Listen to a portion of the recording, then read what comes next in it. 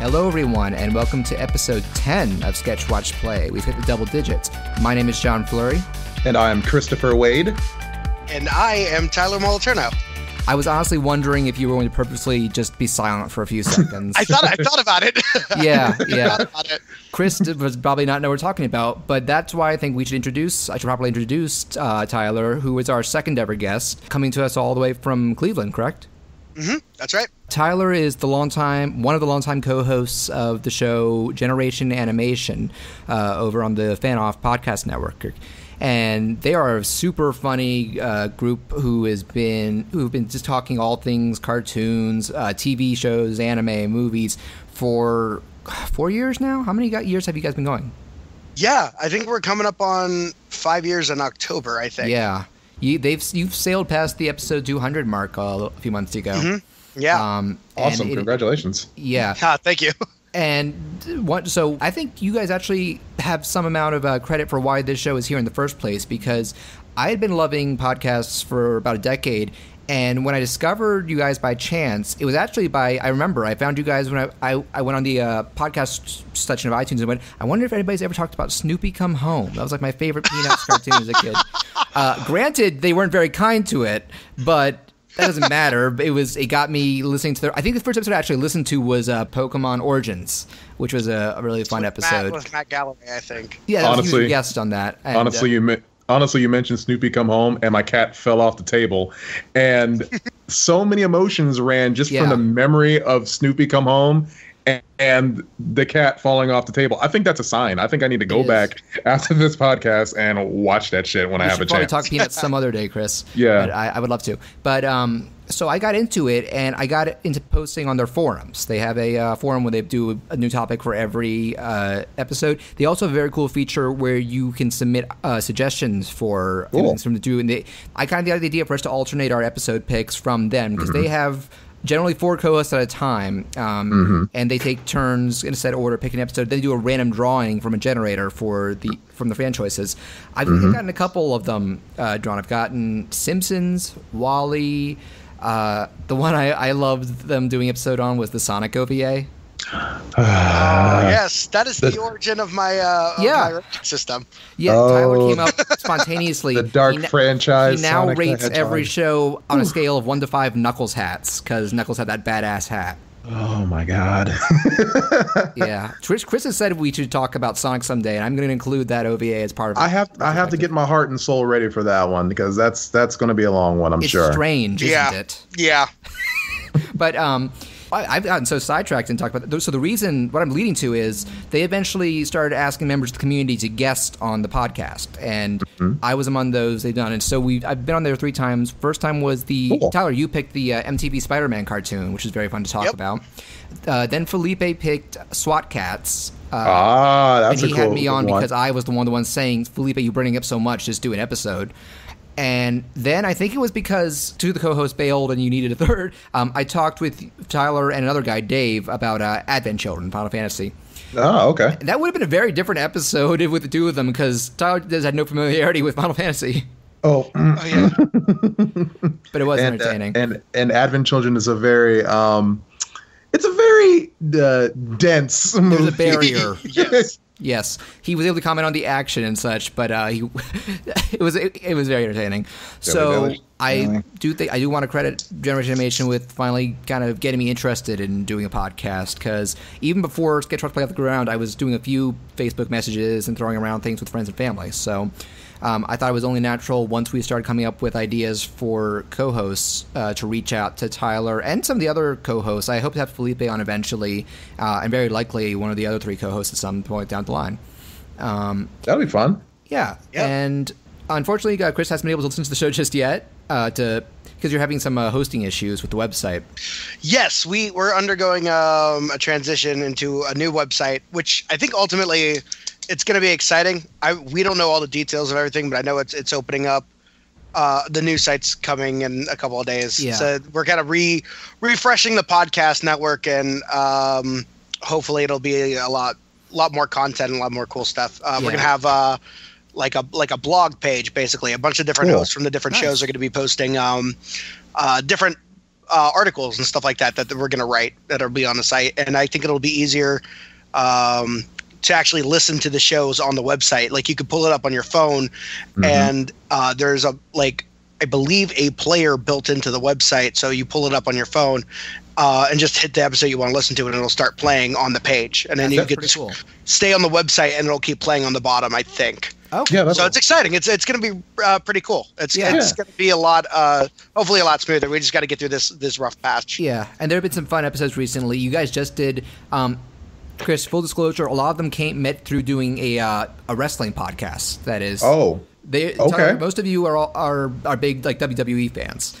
Yes, I actually, if my voice sounds weird at all for this show, it's because me and Felipe went to WrestleMania this past weekend, and was that the big hullabaloo that the internet is going fucking bananas over right now? Most likely, yeah.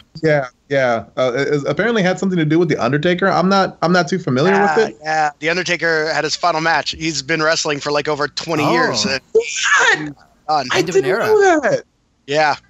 So I was there for that, and that is the reason why, because I attended 5 wrestling shows in 5 days. Oh, nice. So yeah, my voice is shot, but for it.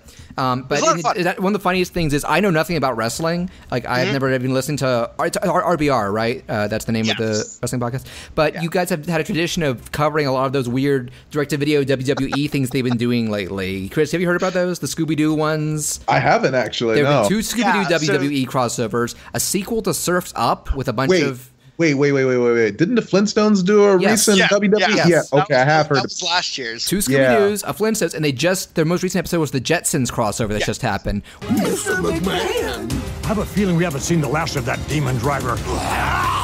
Will you help me? Please don't say it. You can count on us, Mr. McMahon. He said it. The Jetsons are still a thing? Holy shit. No, not until now. But it's like the plot is like Big Show gets cryogenically unfrozen and takes over the city of the Jetsons. So they time travel to get Vince McMahon and a bunch of the superstars to come back and fight. And all the wrestlers voice themselves. If that sounds fucking crazy to you, it's because it is. It sounds. It's 2017. I cannot judge the normalcy of this. Yeah.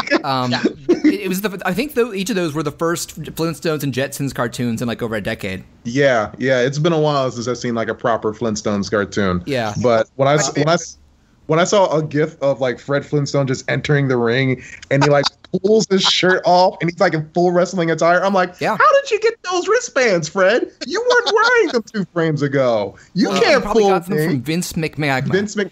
That's or not John even the Cena latest Stone or CM Punk Rock. They just CM Punk Rock, great name, great Flintstones name. John Cena Stone. That's no way. They just put the word Stone at the end of his name. They didn't even try. Nope. Oh, this is brilliant. I'm gonna have to sit down with these one day. Yeah, and then the 2 Scooby-Doo movies are by far my favorite ones that they've done. So I was saying on the Jetsons episode, there's a scene where they walk in on Mr. McMahon's office with what's the name of the dog from the Jetsons? Astro. Yeah. And Astro like says something, and all of the wrestlers go, huh? And then Mr. McMahon goes, this isn't even the first time I've met a talking dog. And I laughed so hard. It's a cinematic universe. It's amazing. They're incredible. Which ties into what we're going to be talking about. But I swear, Tyler, you mentioned you brought that up in the one of you guys brought that up in the Jetsons episode, and you really should have mentioned this is the birth of the WWE Hanna-Barbera cinematic universe. Yes. Like it's safe to assume the Flintstones one. That's all their ancestors. Well, that's where it all started. But I guarantee you, because the Flintstones one is actually the origin of professional wrestling. Yes, Fred and Barney invented wrestling in that. Just watch out. They're going to bring like the older a Hanna-Barbera character. It's going to be Yogi Bear. Yeah. Having a wrestling match. I don't even know how that's going to work out. Yeah, that'll probably be one of the next ones if they want to keep doing new old properties. Mm-hmm. It's like that's like B tier Hanna-Barbera. Mm-hmm. Flintstones and Jetsons are probably A, Flintstones and Scooby-Doo are A, then Jetsons and Yogi are B, and then maybe we'll get a Speed Buggy WWE. I don't know. Oh my God, Speed Buggy! Jesus Jabberjaw Christ. WWE. I'd watch that. No, yeah. If they keep putting one of these out every year, I love it. It gives us a great excuse. They always come out right around WrestleMania, so we do like a WrestleMania special every year, and I don't know fun. who 2/3 of the wrestlers you talk about on it are, but they are funny episodes. Because I think you've said you like the Scooby-Doo ones the most because they are like unintentionally insane. They're so nuts. Like, spoiler alert for the second one, the Curse of the Speed Demon. Like, first of all, the first Scooby-Doo movie is the WWE have an entire city called WWE City. Yeah. Okay. Which is insane. That's not subtle. One, sure. Yeah. The second one, they have branched out into racing, and now they have a racing league as well. It's like giving Sonic a car. Okay. Yeah, exactly. So it's like Wacky Races meets WWE meets Scooby-Doo. Exactly. It's Wacky Races meets WWE meets Scooby-Doo, and it was so much fun. And that movie ends with Triple H being the bad guy. So it's literally a Scooby-Doo movie where they rip off the mask and go, Triple H? It's amazing. It's Chris so much fun. I love those episodes. Chris is taking this all in. I am. I think I've turned to 9 and had like a fever dream. I'm so happy I was able to get you guys to find a common ground within like 10 minutes. I've seen clips of these and I kind of just shrugged them off, but hearing how batshit insane they are, it actually has me intrigued. Yeah. Forewarning, I think Tyler, you guys did say. Oh, sorry, Tyler, go ahead. No, I was just saying when you watch the whole thing play out, you're like, I can't believe this is a real thing that got made. Yeah, fair warning. I think you guys said the Flintstones one was kind of boring in comparison. Yes, the Flintstones one was kind of boring. The Scooby-Doo ones are the best, and the Jetson one was better than the Flintstones one. They've definitely been like doing a lot of creative things with the Scooby-Doo franchise lately. So There's a Lego Scooby-Doo recently. There's a Lego Scooby-Doo. There's a more zanier Scooby-Doo that's on right now. Scooby-Doo plus WWE. I never would have thought. If I was a kid and I was watching WWE at the time, I would have been like, is Kane and Mankind still a thing? I know I'm way, way behind. Kane, I believe. Well, I could be wrong. I feel like Kane is in one of them, or at least he's definitely mentioned in the Jetsons one. Yeah, but he's still around. Yeah, also, it's not WWE related, but another crazy Scooby-Doo crossover I heard about another podcast was Scooby-Doo meets Kiss. Have you heard about that, Chris? I have heard about that. I did. I actually saw, all right, for spoilers on this one, I didn't see it, but I just caught a clip of it, and there is I kid you not, there is a Sailor Moon transformation of the gang of Kiss transforming into their Kiss costumes. Oh my and I'm like, God. I have to see this because not only is it well animated, but I am a Sailor Moon fan from Jump. So this show already has me. I listened to another podcast that did a full spoiler review of it. Half the movie is Kiss. The Mystery Inc. gang is unknowingly given like hallucinogenic paint chips. So half the movie they imagine going to Kiss Holla, where they learn to breathe fire, fight gargoyles, and there's a giant head that comes out of a volcano, and it's voiced by Hootie from Hootie and the Blowfish. What? Chris is stunned. The devil's a liar.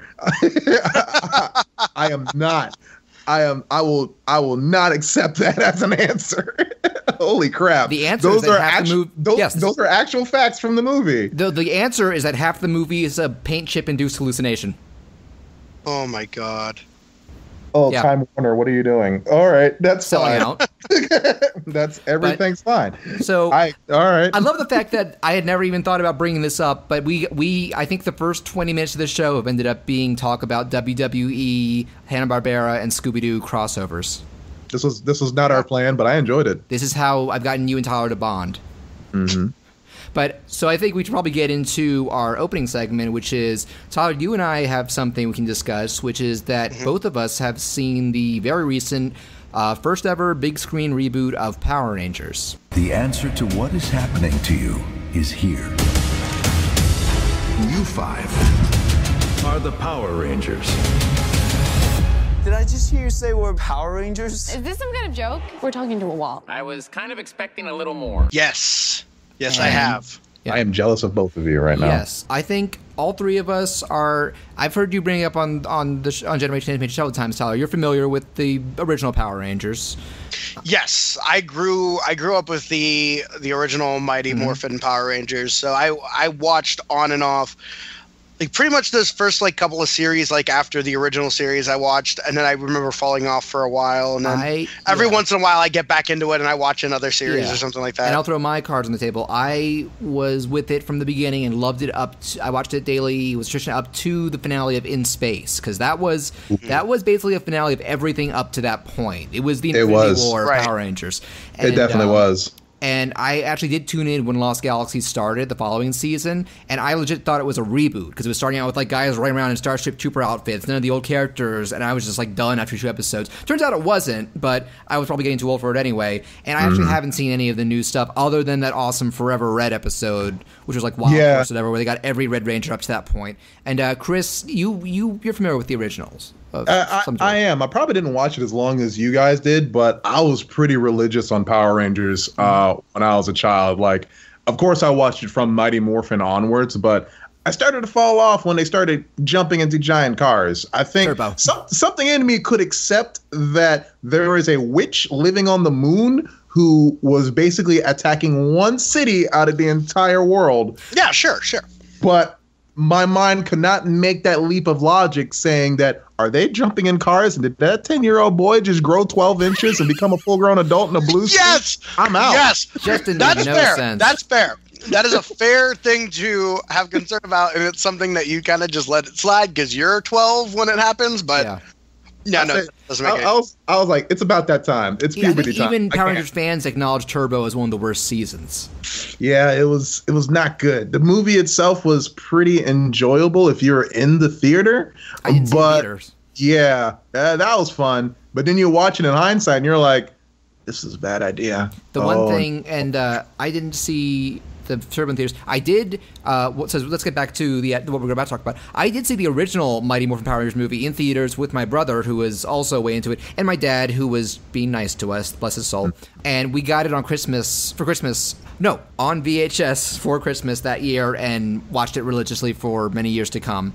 And now, certainly, I've revisited it and see that it's really, really stupid and in many ways bad, but I can't help but love it. Oh boy, I can't help but love it still. And I had been thinking for a while, even before this reboot was announced, that I'd like to see something along those lines, because I'm like, you have a decent foundation there. If you removed a lot of the stuff that made Power Rangers bad and took some of the cool fundamentals of it and then tried to give it some actual personality and substance, you could have something.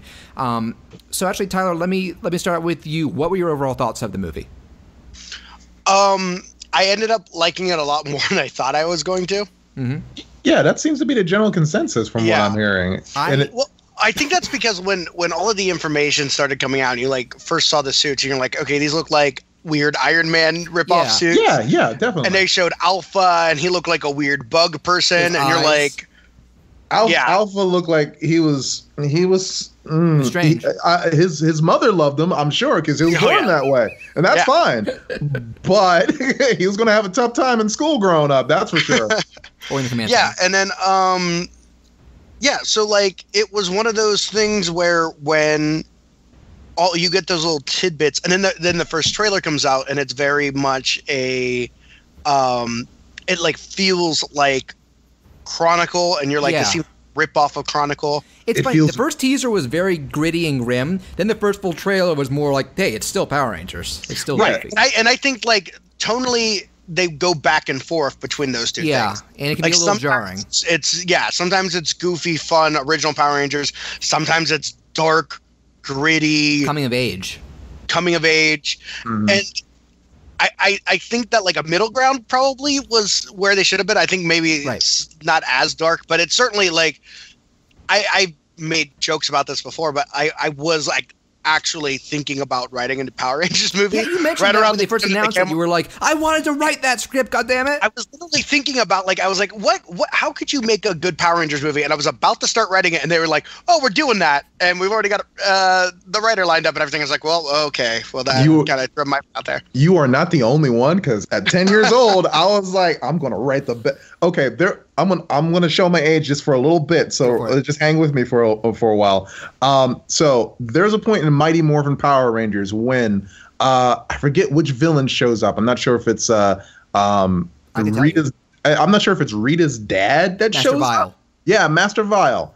I think Master Vile shows up, and the Rangers somehow they get reverted back to kids. Oh, that was a nonsense storyline where it was Superman logic, where he has a spell that made the Earth rotate backwards, and that affected the time flow. Yeah, something like that. That's how it works. I vaguely remember this. That was the Alien Rangers mini-series that bridged the gap between Morphin and Zeo. Yeah, and as a 32-year-old man, I'm like, this is stupid as shit. How dare you write this to me? But as a small child who has never seen this kind of action before, I was torn to shreds. And after I saw that episode with no to be continued at the bottom of the screen, I looked at those credits. I was like, no, this is the last episode. I got notepad out. I got my Crayola 64 pack of crayons out, and I'm going to write the best Power Rangers. I remember I watched the episode. I never thought it was the finale, but I was like, where's the ad for what happens next? And there was like a 2 or 3 month break. And then when they first saw the commercials, I was like, okay, why didn't you tell me that up front? I didn't know what was going on. No, I didn't have the internet for that.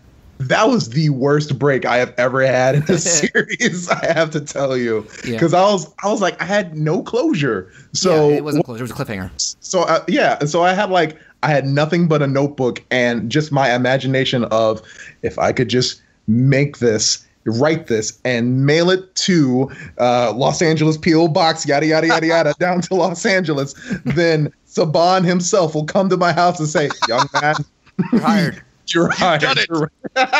You've unlocked the code to Power Rangers. Man, it was. Did you like the chocolate factory? Would you like to own it? We both went into an elevator. Just shoot up. Chris, don't forget the man who what happened to the man who got to write for Power Rangers? What? He lived happily ever after. Oh, thank God. but getting back to what getting back to the writing. Getting back to the writing, this movie actually does some things I imagined I would do if I made a Power Rangers movie a certain way, which is it makes certain aspects in terms of characters make a little more sense. Like, okay, why are the Zords dinosaurs? Why was Zord an alpha on Earth? Let's give Rita actually some connection to this, and the biggest thing that I always wanted to do, and that the main thing that gave me hope for this, they really fleshed the Rangers themselves out. Yeah, and I really appreciate that.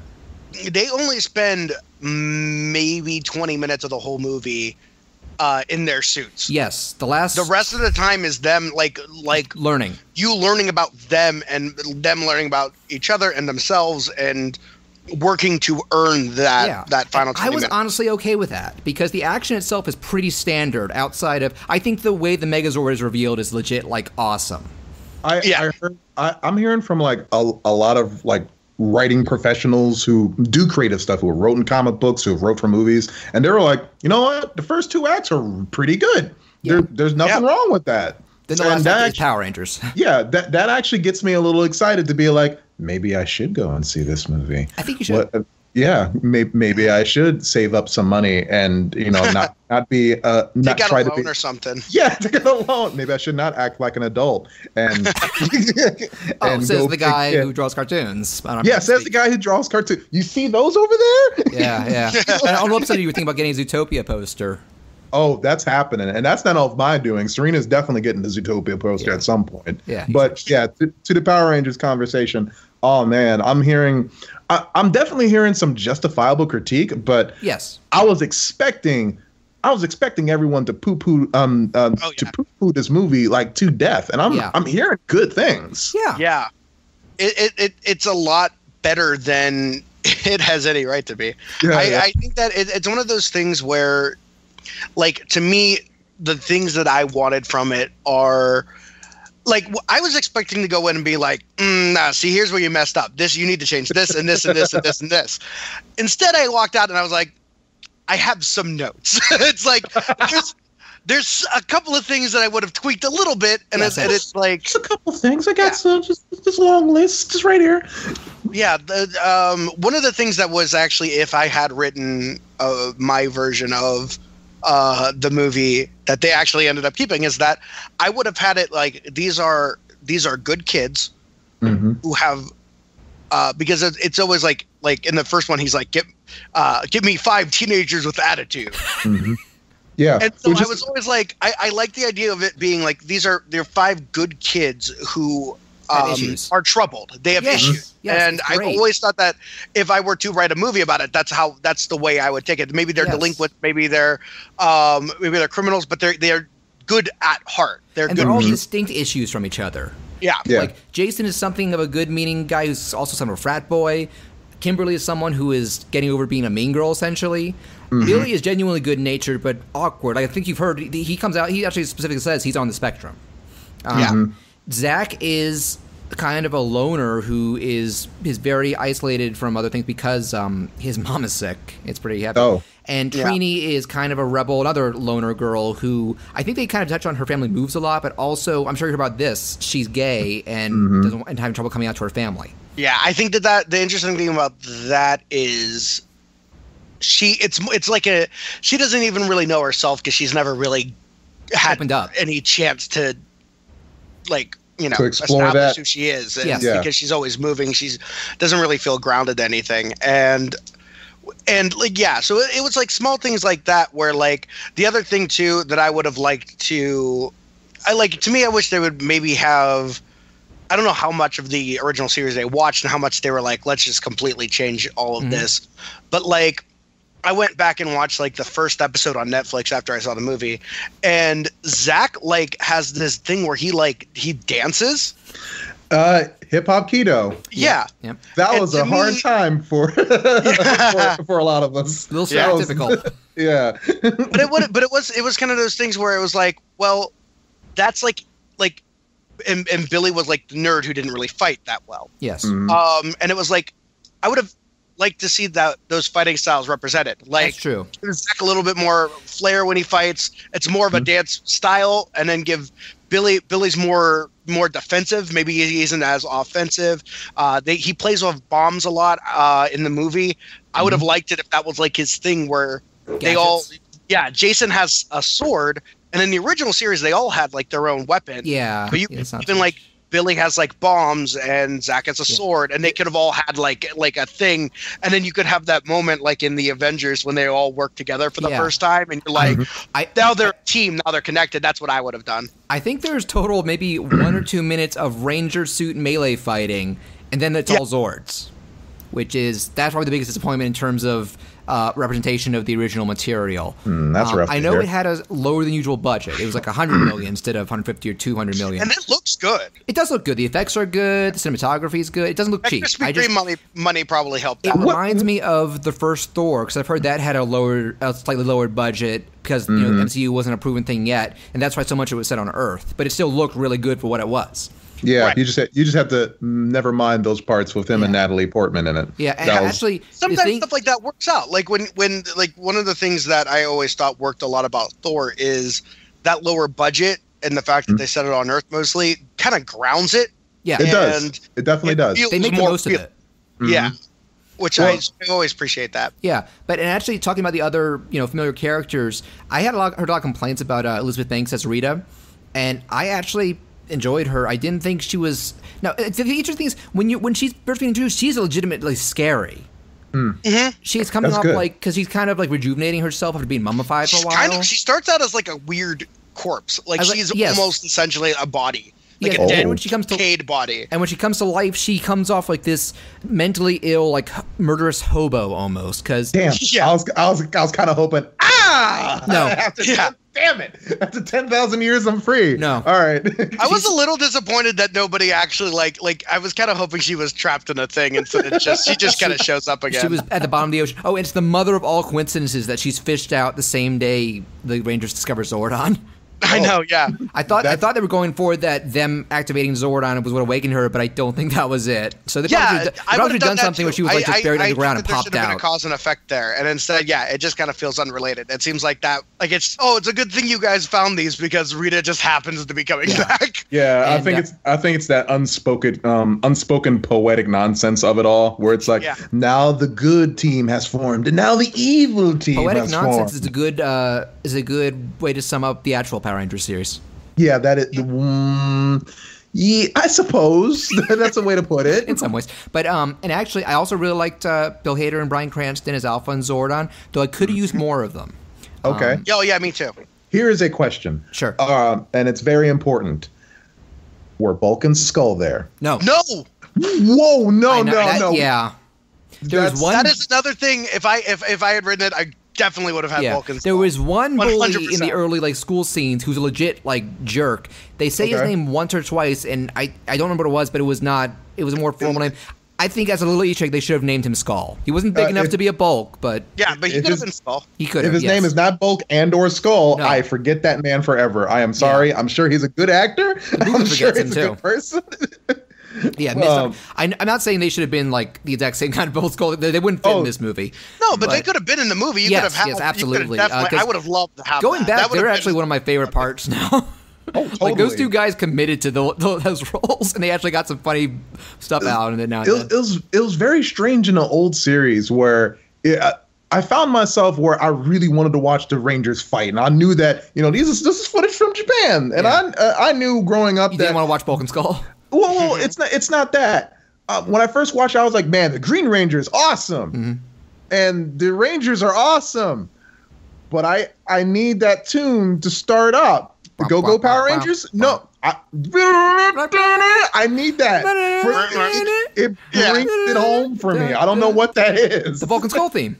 Yeah, and as soon as they come in, it's like they're like the annoying family members that you wish would go away, but when they're finally away, you're like, come Where back. are they? They actually did some interesting stuff with them over the series. I watched an episode recently where of the original show where some sort of like Cupid type monster starts making like Kimberly fall in love with Skull for a school dance. Yeah, that was at the end. At the end, she breaks both, but she walks over to him, and she obviously he's pissed, but she's like, "Can I still dance with you as like a friend?" He's like, "It's a friend. Yeah, that works." Yeah, there were some really interesting parts in there that I actually legitimately every now and then they actually did do something with the characters. Yeah. Okay. There was one episode. I'm going to derail from the film for just for a second.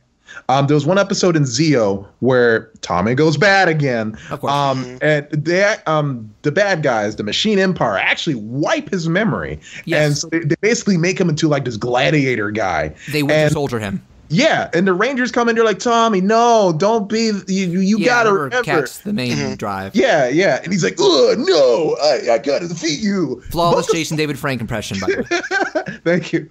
So Bulk and Skull get roped in this somehow, and they figure out somehow, like, they start working with, like, some other gladiators to, like, free the other enslaved people. Okay. And for some reason, like this huge brawl like starts up, and Skull just busts out with these really kick-ass moves, and I was like, "Oh my god, this is great!" Yeah, the end of the episode. Yeah. Do you remember what they did in the finale of In Space? Did you ever see that? This is the one when the Red Ranger slices open Zordon and all the evil is destroyed. Yes, that's the finale.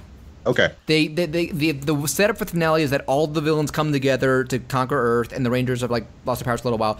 And so the main villain of the season, Astronema, I think Space Rita, comes out and does a thing like, if the Power Rangers don't turn themselves in now, we're going to annihilate everything. And basically a Spartacus moment happens where first Bulk and Skull go like, I'm the Red Ranger, I'm the Black Ranger. And then all these red people start coming out.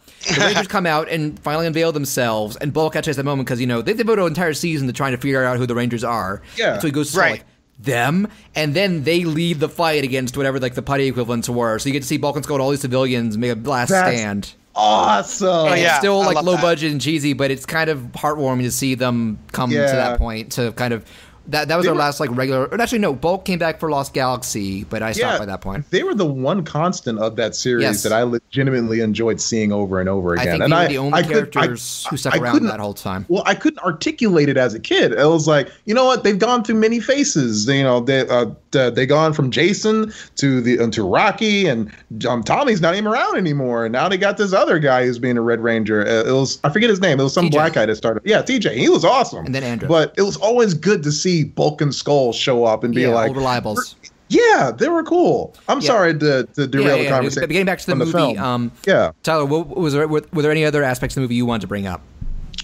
I got a good one. Okay.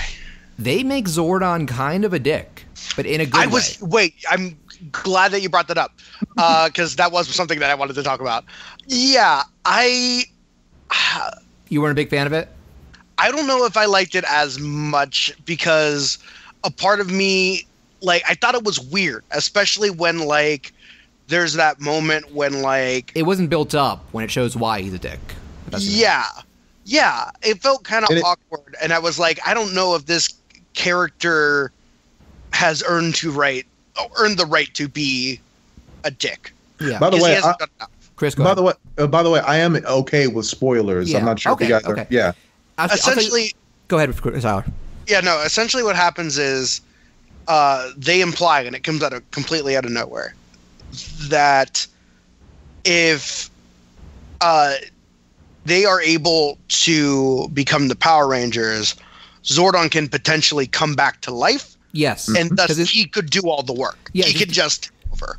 Yeah, because the idea, okay, Chris, this is spoilers. They show a prologue at the beginning. Zordon is an ancient Red Ranger, and that's cool. Rita was an ancient Green Ranger who went rogue. That's the theory that my friend thought of. It's true. Yeah, you see her in the suit at the beginning. But and so I think the idea is he summoned the meteor in the prehistoric age. Yes. But it was to kill himself. It was to kill himself and Rita because she's after the Zeo crystal at the center of the Earth. That's the big MacGuffin, the Zeo crystal. And which also does solve the problem of why specifically Angel Grove is being targeted. Yes, because that's where the crystal is. Oh, in a very specific building. Very specific building. A very specific building. It was a product placement that I actually thought was pretty funny. Yes, but the thing is, so the idea is that Alpha kind of retains Zordon's consciousness in the command center, and the idea of the morphing grid comes back, and that if they can, synchronize the power to become Rangers, he can use it to resurrect himself. Okay, I'm gonna get to the big spoiler that is my biggest issue with the movie. At the midpoint, Rita kills Billy. Wow, really? She drowns him, and they take him back. And this ends up because the idea is to be able to morph, you have to be in synchronization with each other. You have to be truly cooperating, work as a team.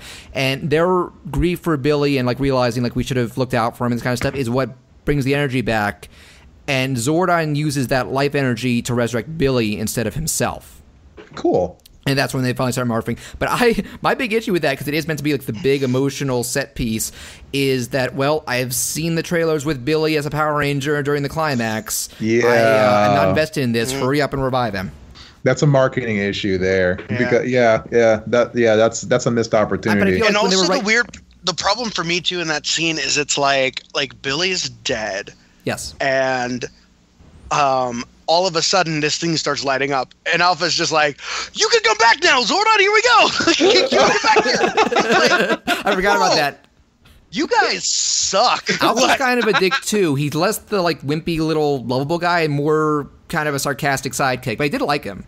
But he's a sarcastic sidekick, but he's likable until that moment. And then I was like, you're kind of a dick too. You're both kind of not And that was probably kind of an intentional dick thing. It's just another issue of the mood whiplash we're talking about at certain points. Right. And I think that was the problem with it. It just comes off probably not the way it's supposed to come off. Okay. Yeah. But after that, the climax is still pretty fun. There is a mid-credit stinger, and it was one of the two things I was betting on them teasing for a sequel. Though I'm wondering if there's going to be a sequel because it hasn't been a huge hit. Granted, it's not out in every foreign market, but I don't know if it's fully recouped $100 million yet. I think they actually already might have greenlit a sequel. I hope so. I think that happened before it even came out, and I know that they have plans to make a bunch. They said they have plans. They wanted they have a layout for 5, 6, 7 movies because they have a lot of source material to draw from. I really want to see what Lord Zed would be like in this take because I gotta admit I am kind of interested because as a kid I was still pretty interested in Lord Zed, but looking back at him now I'm like, he's Inside Out Man with a snake. I loved Lord Zed as a kid. I was telling my brother. I told my brother that is the biggest villain upgrade in a kid's show to go from Rita to Zed. Granted, his plans weren't any more effective, but he presented himself in a much cooler way, and they dumbed him down later, when they got married to Rita, because apparently parents complained he was too scary. Stupid parents. I loved him when he was scary. Yeah, he was. I gotta admit, he was a truly evil force, and as a grown man, I can't really take him as seriously. But I am more interested seeing now the gritty ass character designs that have become the Power Rangers. I'm like, what could they do? His design is also perfectly suited for that look they've got going on now. Yeah, which is kind of techno organic. Very interesting. He's perfectly suited for that. I got a question for both of you and Tyler. Yeah. All right. So if they reboot Lord Zed, and he's going to have a bitchin' look. What would Rito Repulso look like? Oh, Rito Revolto. Revolto, that's right. He was just like a skeleton man. Rito Repulsa, Rito Revolto, and Master Vile.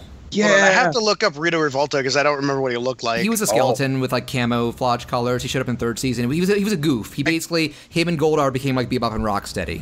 Right. I remember that. I'm trying to remember what he looks like. I'm guessing he would also be like techno-organic. I don't know, but also Goldar's handled pretty poorly in this movie. Ooh, that's a shame. That's a big shame. He's basically the kaiju they fight at the end. But he has no personality. It's just like a giant monster. He has no voice. No voice or face. Because I was really expecting no Rangers just waving around. Revisiting the show, I love the fact that Goldar starts every sentence with Lord Zed, Green Ranger. Are you okay, Goldar? You got some oatmeal in your I'm fine. What is wrong with you? My other big issue with the movie was something that really manifested itself as I was sitting in the theater, because essentially the only time you hear the Power Rangers theme song is when there is a moment when they finally get the Zords out and they start coming to fight Rita with the Zords. All running. And they like straight up play a variation of the actual theme song, like with the lyrics and everything. Yes. That's cool. But it's like maybe for 15 seconds. Damn it. And it's it feels really weird and out of place. Yeah. Because it's not organic at all. Two things about that. One, I think it's literally the same cover they used for the original Power Rangers movie. If you look it up on YouTube. And two, really, the few instances of dialogue callbacks did not work for me. I remember two. I liked them. They would have done anything with those dialogue things, and I would have been like, oh, good, they said it. They were cool nostalgically, but didn't feel organic to the movie we had. One was Jason does say it's morphin' time, which is not that bad. But when Rita is first making Goldar, because the idea is she's collecting gold from everywhere to make him out of that, she just randomly goes, make my monster grow. Really? That's it? Yeah. Kind of out of nowhere. Not even like throwing the wand. No, or she's anything? just holding the wand. The wand is important to the process, but she doesn't say magic wand make my monster grow. God, that's a shame. And Alpha does. Okay, actually, Alpha does say I twice. Yeah, he does. Good. Okay, but it comes off very It comes off very differently because it's Bill Hader and not Daggett from Angry Beavers doing the voice. Yeah. It was Richard Horvitz. Richard Horvitz was the original Alpha 5 voice. I didn't know that. That makes a lot of sense. I didn't know it for the longest time because he used a pseudonym. I remember at the beginning of every episode, Richard Wood as Alpha 5. Yes, it was Richard Horvitz who was Daggett, Zim, Raz from Psychonauts, Billy from Billy and Mandy, a ton of stuff. Oh my God, I have to rewatch like all of Power Rangers now. Yeah, it's also way higher pitched than his other voices. That's also why I probably didn't recognize it at first. So to me, like if I would have done it, these are like the two things that I would have added to the movie that weren't there was I would have had like one of those Rangers like phone goes off and you hear that like do do do do do do. You don't get that noise. At all. I would have loved that. Yeah. Oh, that noise is so iconic. I see people with ringtones of it all the time. They should have. Yeah. Yeah. They could have easily gotten away with something like that, and it's been like, oh, that's just like for the fans, like people like that. They do that in the first Iron Man with a ringtone. I gotta tell you, when I was in college, I downloaded the Power Ranger. I downloaded that tune for my phone. Yeah, that for my phone. And me and my friends, we made it so that whenever we had a test, we would like pay or text each other, so that tune would happen. And people, when it went off, and everybody was like, "Who is that?" I was like, "Oh, I'm sorry, I have to go somewhere. I have to go fight crime." I'll be right back. Yep. That's actually a really funny bit. I'll try to like say this really quick because I don't want to derail it. But one of the guys who hosts RBRs, Will, he had another show called Not Playing Now. It was a movie review show, and they did a film version of it. Like they actually recorded a video version of the podcast. And one time they did this bit where I don't remember what the occasion was or why they did it. But there was 1, 2, 3, 4. There's like 4 hosts, right? Mm-hmm. And during one of the reviews, you hear that do, do, do, do, do, do. And 4 of them, they're all wearing like basic colors, right? Like the Power Rangers. And they look around to each other and they make an excuse to Brandon, like the one guy is there to like, hey, we gotta go, we'll be right back. And then they all leave and then they do the whole like it's Morphin time and they do the whole thing. And then it's video of the Power Rangers with their voiceover. Oh my God. And then they just cut back to the guy in the studio every once in a while just sitting there. And then like they come back and they're like, oh, sorry about that. And then they just start the review. Please tell me this is archived somewhere. It's somewhere. I'll find it. Okay. William R. Washington. The Shaman of Cinema, Darren Reynolds. The new girl, Heidi the Elf. Oh no, it's the Power Rangers. I gotta get down here. Worst case scenario, I could always ask Will. I'm sure he has. Okay, what was the other thing you wanted to bring up? The other thing you would fix? Because I've got sidetracked. Oh, yeah, but the music. The music, to me, like... I would have had them say the name of their dinosaurs. Because in the original, he's like, you have to say the name of your Zord. And that is what makes the transformation. So that's like, they go, Tyrannosaurus Rex, Mastodon, Pterodactyl. Sure I would have had them do that because I don't know why. I was going to say, one of those things where I wouldn't want to change I think the thing that will date this movie the fastest is the tie-in songs used for the soundtracks. They use a lot of like top 40 hits, like hands clap and stuff. In 10 years, you're going to be like, oh yeah, that's a 2017 movie. But so I think we should probably be moving on pretty soon to our main topic. And I actually need to export what we've done so far. But I will say, I think a really good comparison I can make for this movie is it reminds me very much of the original Ninja Turtles movie. There's still a lot of silliness to it, but there's also a sense of effort that you might not have expected from a silly, like, original property. Yeah. My biggest thing about it is, like, to me, the theme song for the Power Rangers is such a great bit of music that essentially the thing that, like, irritated me was you don't hear it with the exception of that, like, 15-second piece. It's not the credits either.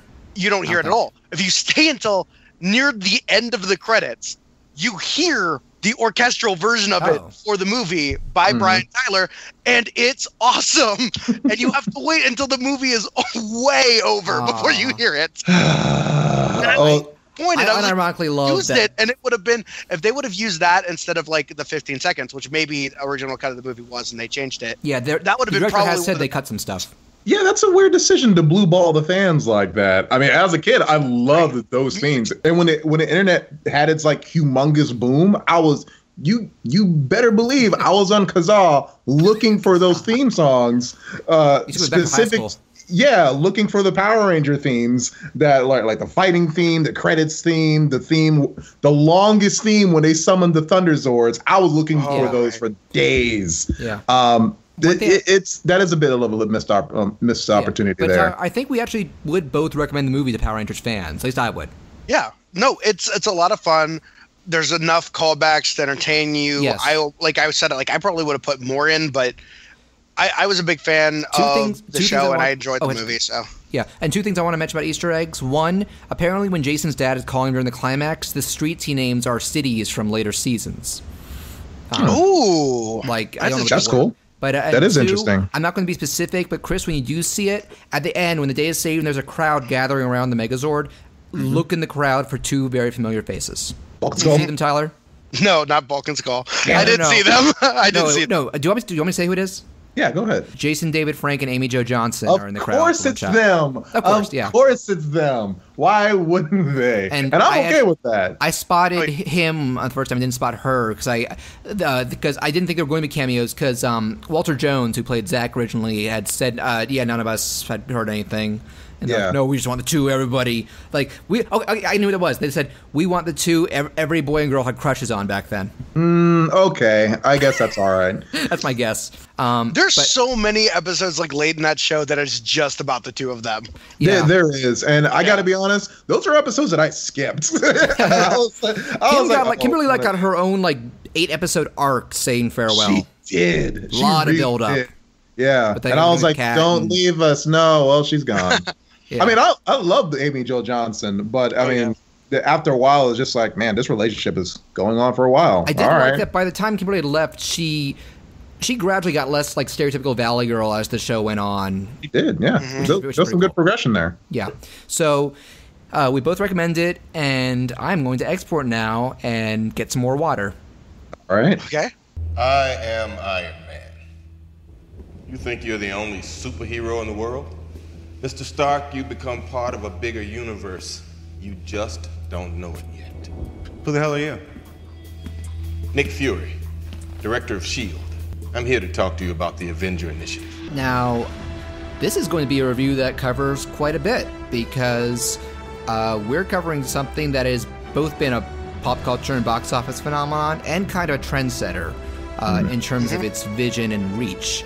I remember back in 2008, that was maybe my favorite year for superhero movies ever, because we got The Dark Knight, which is probably always going to be my favorite comic book movie ever. But I also was blown away much more than I thought it would be by Iron Man, because I had no familiarity with that character. With most comic book characters, straight up, I don't really read comic books. It's not a matter of I don't either. It's not a matter of disliking them. It's that at this point there's so much back material I'd have to go through. So all my knowledge of them comes from pop culture or stuff like games and cartoons and such.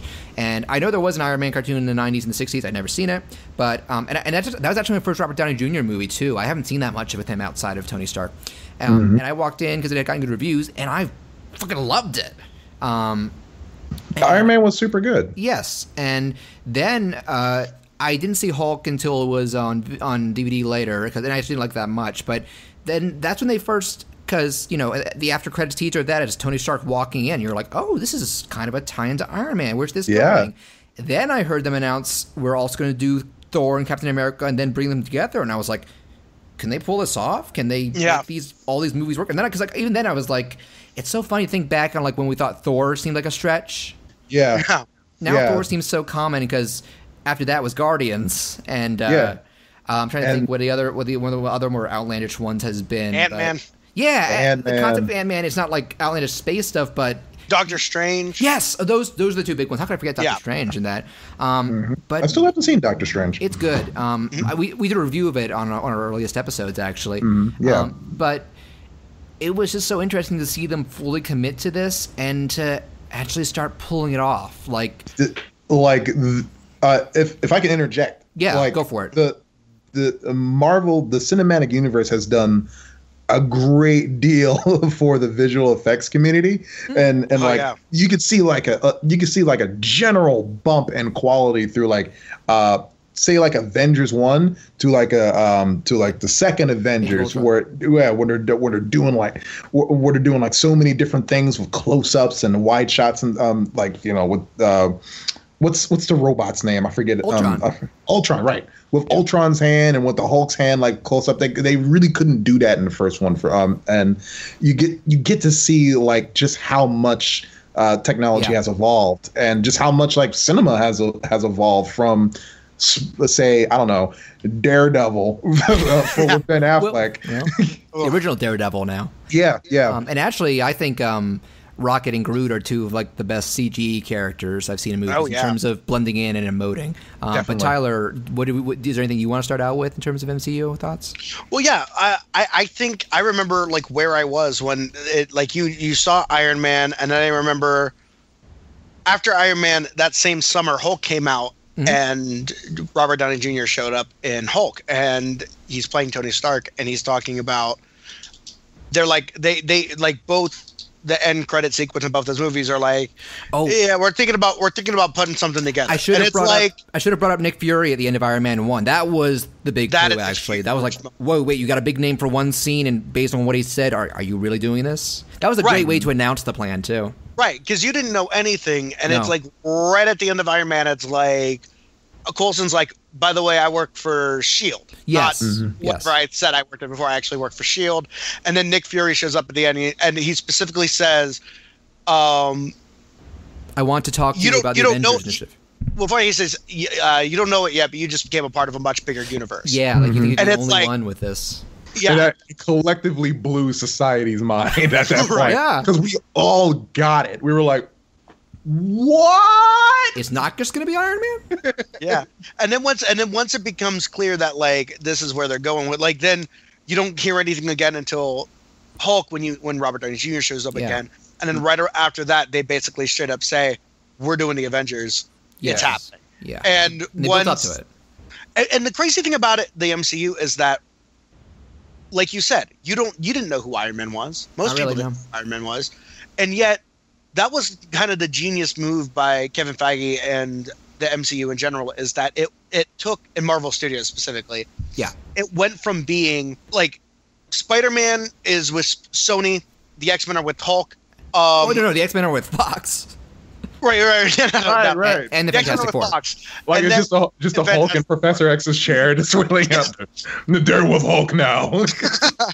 And so Marvel kind of was left with scraps. And so they basically said, we're going to take Iron Man, Captain America, Hulk, who was a big character, is probably their biggest character that they had, and Thor, and we're going to do the Avengers. And everyone was like, wow, you're just going to take those scraps together? And I guess it's kind of cool. But now, by the time the Avengers rolls around, not only are all of those characters hugely iconic, but all of the actors who played them are huge. Yeah. Nobody knew who Chris Hemsworth was. Yeah, Robert Thor Downey was his Jr. stepping stone. Kind of gone.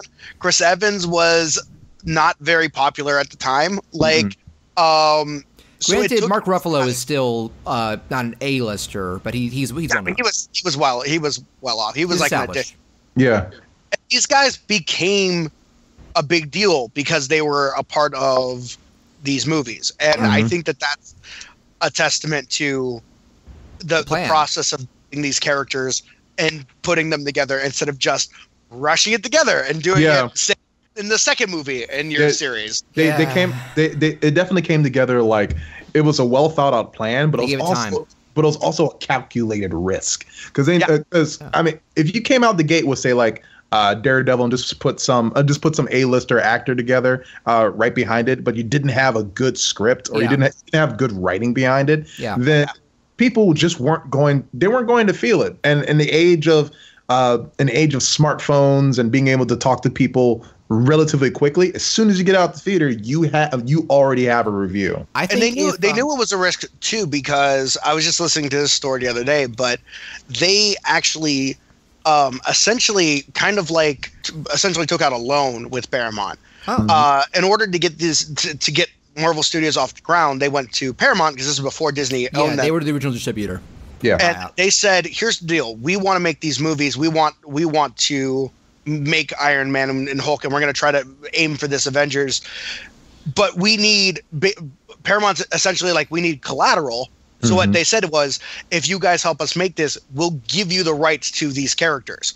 So what could have essentially happened was, if Marvel Studios didn't work out, then they would have taken all of these characters that are now part of the Avengers, and they would have all been the property of Paramount. Like, they basically bargained off these tools and said, if we can't make this work, you get this. This is like you get a shot at it. Guys, help us. Was the idea that they would have rebooted them if the movies hadn't done well? Potentially, yeah. Either that or just they would, but Paramount could have done whatever they wanted with them. Right. But they could have made a TV series out of it. They could have. They essentially could have done like whatever they want. Yeah, and it was a lot of characters. It was not just the big ones. Yeah, the small everybody ones, else we've gotten so far. Anything they had the rights to, they were going to give away. So it worked out for them. Obviously, in the end, these movies are huge. It worked out for Marvel. $1 billion. Jesus. And what I love about these movies, like, there is definitely. It's one of those things where everyone always says, and I kind of thought this making my list, everyone kind of was like, oh, they just kind of like Marvel's movies are always pretty good. They started out pretty rocky. Iron Man was good. Hulk was rough. And then Iron Man 2 was rough. Yeah, Iron Man 2 was rough. Thor was okay, but some people say it's rough. A lot of people didn't like Captain America, but I think that I love that more and more the more I look back on that first one. Yeah. I remember by the time, basically, once you get to the Avengers and onward, they've kind of crushed it. And Avengers cemented it. The thing that keeps cementing it, I think, to me, is that when you look at their slate and what they have coming up, a lot of it is like, for instance, last year or 2015, Creed came out and was very successful. Yeah. And everybody really liked Creed. It was financially successful. It was critically well received. And so what did Marvel do? they got Tessa Thompson, Michael B. Jordan, Ryan Coogler, and Sylvester Stallone all in future movies. Yeah. They literally do that all the time. They like when some movie is really popular, they pick up all those guys and say, now come do something with us. And it keeps that momentum going. It's knowing that like the Black Panther cast is incredible, and knowing Ryan Coogler is making that movie gets me insanely excited about it. Pick those people that are good at what they need done. Sometimes it's not even people who are just starting to blow up. It's people who they think are right. Nobody knew who Tom Hiddleston was before Loki. Yeah. But they picked him. Yeah. And same with Chris Hemsworth. They picked them because they thought they were good. Or they picked people who used to be really big, like Michael Douglas. Not a box office draw anymore, but an established name, or Anthony Hopkins and stuff like that. Some of the older actors. Robert Downey Jr. Robert Downey Jr. was a big draw for a while too. Guys, what? Glenn Close was in Guardians of the Galaxy. Yeah. I did. She was in Guardians of the Galaxy. Prime, You're right. So and the new Thor has Kate Blanchett and Jeff Goldblum. And, amazing. And you have in Guardians of the Galaxy, you get both Kurt Russell and Sylvester Stallone are both in that movie. Nice. That's awesome. It's nuts. They have literally stacked the deck with talent. Like across from the writers to the actors to the directors. That's why all of their movies end up good. And then when somebody does something like when the Russo brothers crush it with Winter Soldier, those are their guys now. Yeah, and especially Joss Whedon wants to bow out. Yeah. Kind of reminds me of how after Jon Favreau won bow out, they got Shane Black, and I thought Iron Man 3 was pretty great. Yeah, I did too. It's pretty high on my list. Yep. And actually, one thing I wanted to ask you guys, because something I love about, technically it is a bunch of individual series that tie together. I honestly view it all as one big series. Of course, yeah, definitely. But I don't know if that's a universal feeling. Yeah, no, that's how I look at it. I look at it as each one of these it's literally like it's a film series where you get 2 or 3 movies in the same series. Like I don't think of it as much because honestly they don't work. If you look at it as here are the 3 Captain America movies, here are the 3 Iron Man movies, they don't really work as sequels to each other. As things go on, they're more and more closely connected. Like Chris, do you know this? I've been showing my grandmother certain movies over the years because she doesn't go to theaters anymore, but she can still enjoy movies. I showed her the first 2 Captain Americas and the first Iron Man, but I can't show her Civil War just yet. Okay, yeah, you got to work your way up to it. I got the first Thor and both Avengers to get to that. You got to know you definitely have to know what's happening. I also the only other ones I showed her were Ant-Man and Guardians because those are more standalone than a lot of the others. I really got to say that whenever I watch a Marvel movie, especially nowadays, I always get the feeling that it always has me thinking about another superhero movie and how it ties in. Like I can't watch, say, like Winter Soldier and not think, oh, how does Tony Stark fit into all this? Oh yeah, his technology helped build the updated airships now. And the big twist at the end of Civil War that initiates the final fight, they show it for a split second in Winter Soldier. Like I noticed that. Like they don't say it was Bucky. That's how when Steve goes like I knew. They imply it was him. Bucky. They imply it's him. So like I guessed, but a lot of people in Civil War, like at the end of Civil War, were like, "Oh my god, I can't believe that!" And I was like, "Really?" Because I knew that because I knew S.H.I.E.L.D. killed them. I just wasn't 100% sure if it was Bucky. Yeah, but when they were showing those flashbacks gradually, that made me go, "Oh, I know what this." Well, is essentially, what they say in Winter Soldier is that Bucky has killed all of these targets. They're talking about Bucky when they show his parents. Okay, so that's it's not even just Hydra killed him. It was Bucky. Assassin Bucky. It was that guy. These people. So they don't beat you over the head with it, but it's there. So when it happened, it was like, oh, I'm not surprised by that because I remember that, and it made me go. To me, it was a oh shit moment. Like, oh my god, we're actually the way it's executed is still amazing, right now. even if you know it's coming.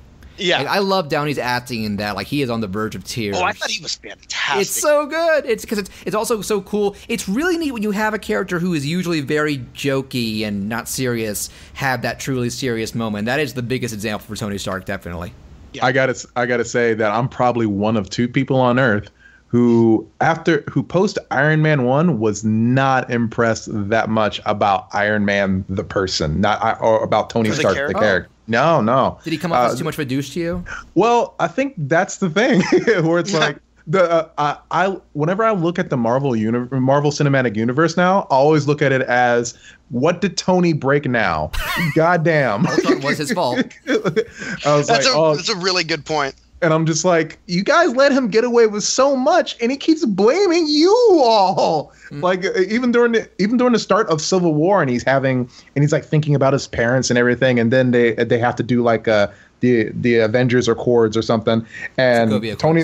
Yeah, and Tony's like, you guys know we have to sign up for this. This is our responsibility. And I'm looking at Tony like, dude, if you were there, this is your fault. You did this. All of it. That ties into him being a dick, though.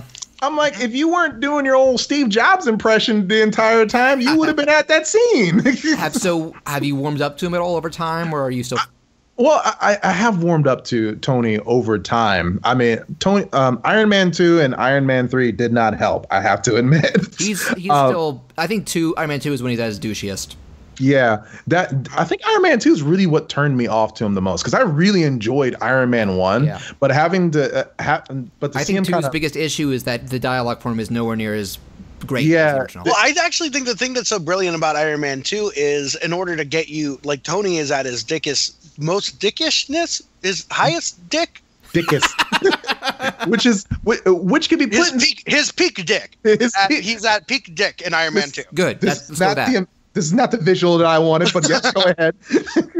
And so when he's so much of a jerk in Iron Man 2, they balance it out by bringing in Sam Rockwell to play a bigger jerk.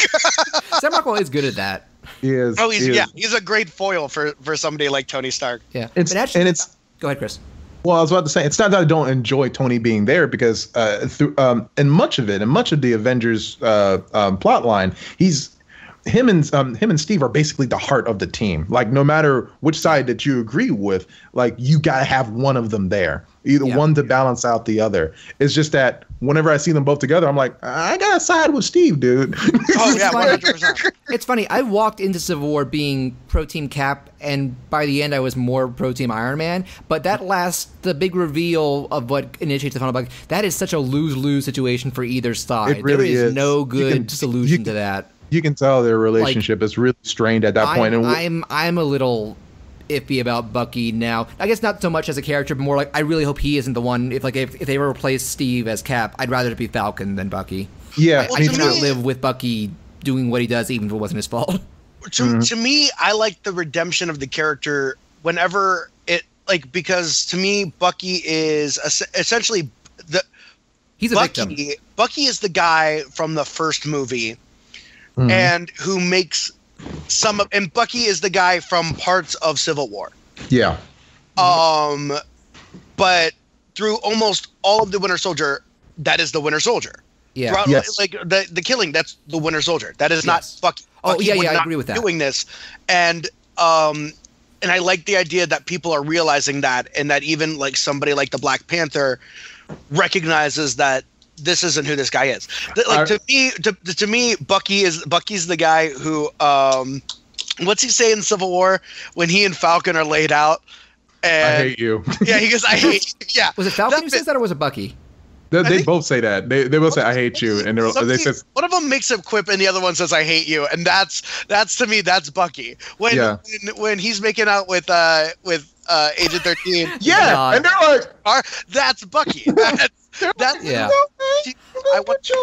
I do love the idea that both of Cap's sidekicks have issues with each other.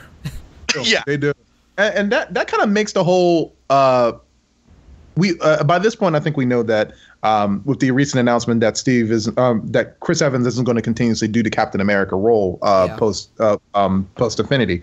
But I think it's got people thinking like, where does the Shield go at this after that? Well, I think it like if you look at the contracts, I think Sebastian Stan has signed up for a lot of movies. Yeah. What about? Have they said how long Anthony Mackie's contract is going for? I don't know about Mackie's. I know Sebastian Stan is in a lot of movies. Yeah, I don't want Bucky to go anywhere, but I really like Sam Wilson. Chris Evans is also, his contract's running up, but he's also said that he's willing to sign on to do more. Like, he's like, that's good. I don't think he wants to necessarily sign up for like another like 7 movie deal or something like that. But he's like, I will, if they ask, I'll come back. Maybe like, one or two more roles. Like after I don't Infinity necessarily want to completely. Okay, so there are two things I wanted to bring up. One of them is going to be Infinity War. I wanted to talk about, do you have a favorite hero overall, or one that you ended up liking way more than you expected to? I'll let you go first, Tyler. It's Steve Rogers. Yes, like, 100%. I think that when on paper, when I didn't really know anything about Captain America, and you saw like what he was, it's righteous, and I do good, and I'm boring. Captain America, and I represent America. Yeah, and I was like, this guy is a wet noodle, and I'm not interested in it. Yes, and he seems boring. He seems way too like, he doesn't seem fun. And I think the brilliant thing about casting Chris Evans as Captain America is he comes off as completely genuine and good, and he wants to do these things because they are the right thing to do. Okay, do you follow Chris Evans on Twitter? Yes, he comes off like a real life Steve Rogers. He is all about activism and stuff. If you read the interview, there's no dirt on that guy. I'm convinced. He and Jenny Slate dated for a while, and they recently broke up. And Jenny Slate did an interview about what it was like dating Chris Evans, and it is like, you read it and you're like, oh my God, this guy is awesome. It's literally somebody who is no longer dating him just talking about how amazing he was, and she was like, we didn't really mesh, but I can't believe how cool this guy was. Yeah. Like, Chris, what are you trying to say? He's still friends with people from high school, and like he's like one of the coolest dudes ever, and he seems like such a great guy. And that's what's so great about Captain America in these movies, is that I love his movies are my favorite ones. I love his elements that he brings in. The small moments of like when in Civil War there's that moment where he's fighting Spider-Man and he gets the upper hand on him, and he's like, just about he's like, where you from, kid? And he's like, Queens, and he goes, Brooklyn. Like it's one of those cool grounding moments. You're like, oh, this is a real dude. Like he's an actual good dude. He's not like a stereotype. He's not like, make sure you go vote, young man, and then runs off and shit. Like, come on, Captain America. That's the Cap that we've grown up with. But having Chris Evans be there and be like, hey, have you tried that place over by 12th Street? It's really good. And to be fair, I didn't grow up with Captain America. That was just my assumption of what he was like. And that actually ties into why I love First Avengers so much. That movie really sells you on what Steve Rogers is.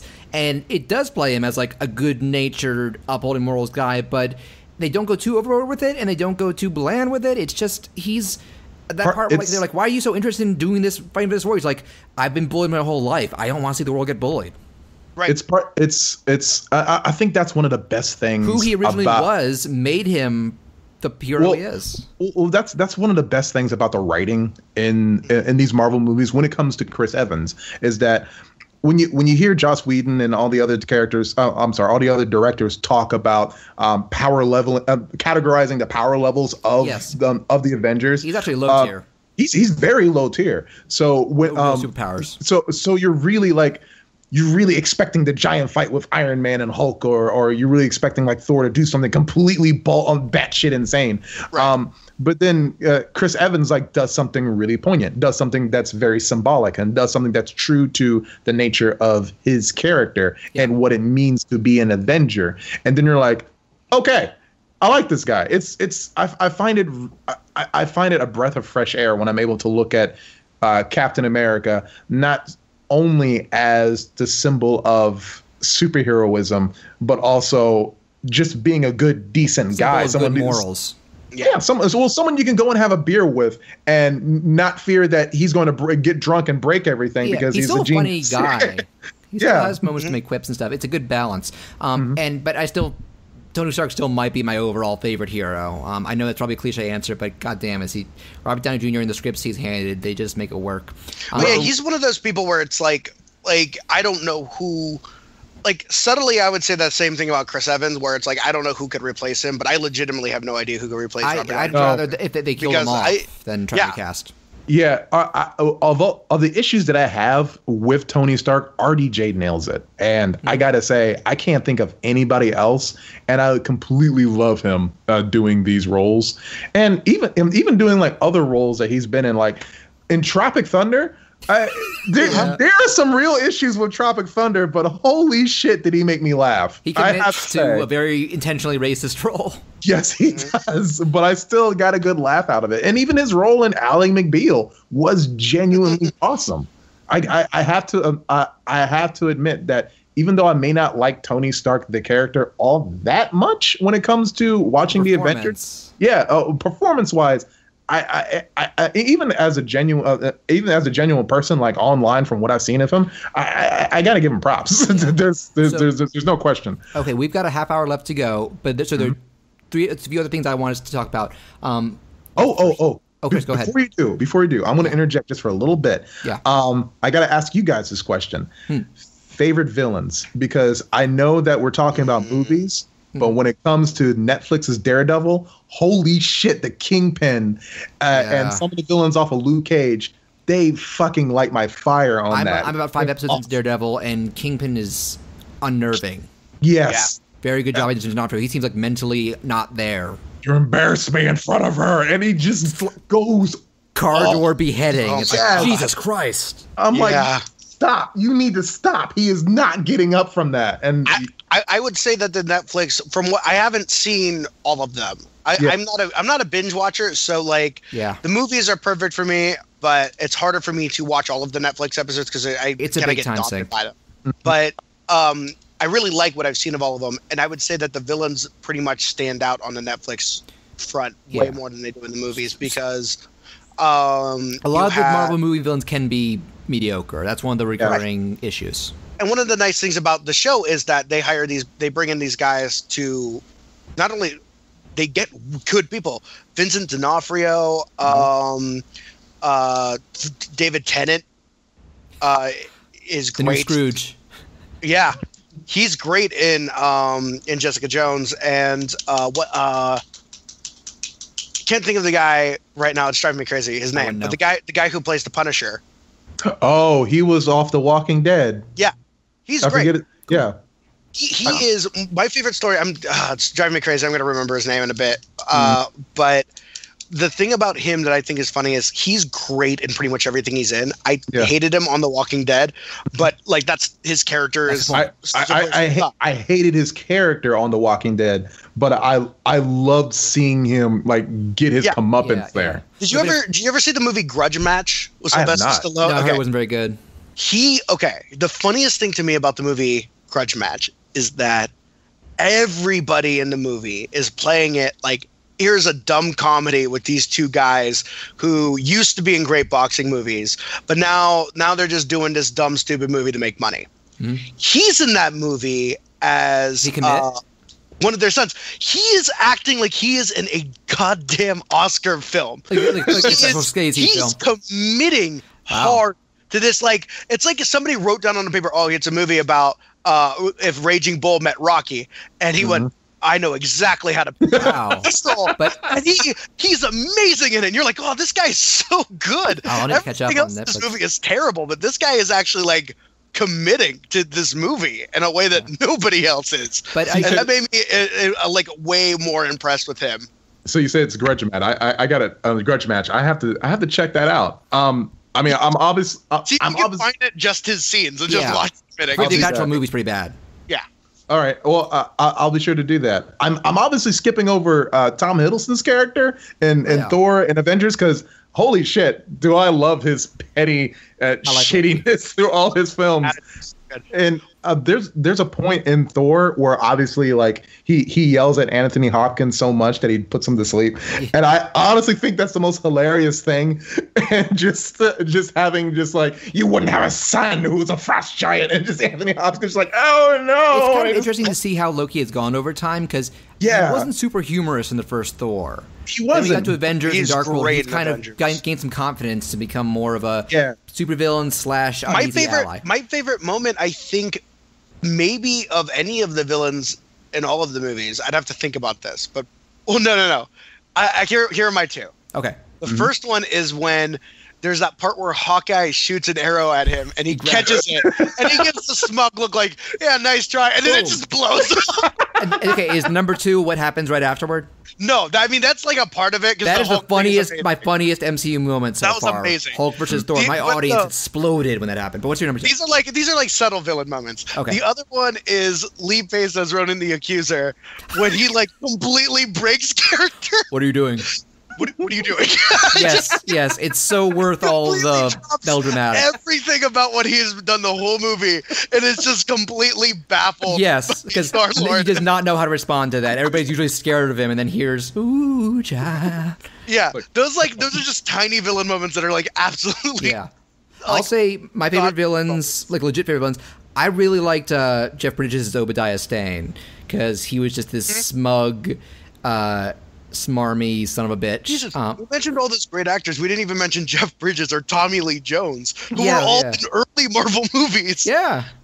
I also liked Corey Stoll and Ant-Man, but that's because I think it borrowed a lot from Iron Man in terms of what the character was. He's good like. in that. Yeah, he is. He's kind of off and but also smarmy. I also really liked Hugo Weaving as Red Skull. Really? That was. I mean, I'm not. You're surprised. I'm not disagreeing with you, because. Holy shit! Does he play a villainous son of a bitch in all of his villain roles? And I completely love him. I honestly forgot about him at first though. He's a really good villain for that kind of movie they're going for. Yeah, well, he also disappears completely from the series, like literally, like he's been gone from the series it's a while. Still a little ambiguous if he's actually dead, but I think he even has said he's not interested in coming back. Yeah, he doesn't want to come back. So it's one of those things where I just have to assume he got disintegrated. Yeah. Or he's in some other dimension we just are never that we'll never see. He's in the Phantom Zone, just like spinning his back. I know it's a completely different universe. I don't care. I'm making the joke. Well, maybe that's what happened. Maybe he ended up in the Phantom Zone, and that's why he hasn't shown up in any more movies. Because he accidentally ended up in a different universe. Oh, he should have been Lego Batman then.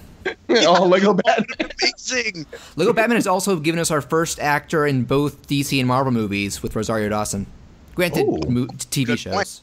Daredevil, Batgirl. But okay, so the other topics I want to talk about. Well, the first one is I want to know if you have any funny stories with friends or family involved in these movies, because I have a great one. At the office I've been working at for years, I'm one of the youngest ones there. Everybody else is like in their 50s or 60s. I have a coworker who we talk about movies a lot, but he has very different tastes. He prefers either classical, like older films, or modern, like dramas or art house movies. He is not big into superheroes or blockbusters. He said he liked the Nolan Batman movies. He saw Captain America and Iron Man, which is kind of like eh. And also, I don't know why, but I brought up animation on him once. And he just went, ugh, cartoons. Like, I think he must have raised his kids on like some really shitty stuff, and he won't get a shot. Cool! I love this person. No, here's the best part. Here's the capper. Here's the punchline.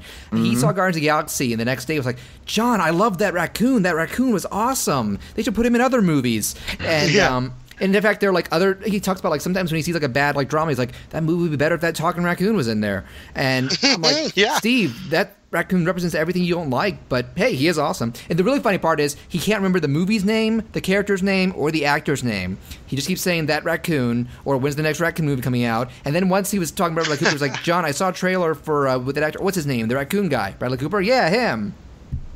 That's the power. That's the power of Rocket Raccoon. John, I saw this great Tom Hanks movie where he's on an island and he's trapped and he has to talk to a coconut or a volleyball to be able to live. But I wish it just had that damn raccoon in it, just to set the time. That's not like he's slowly going crazy.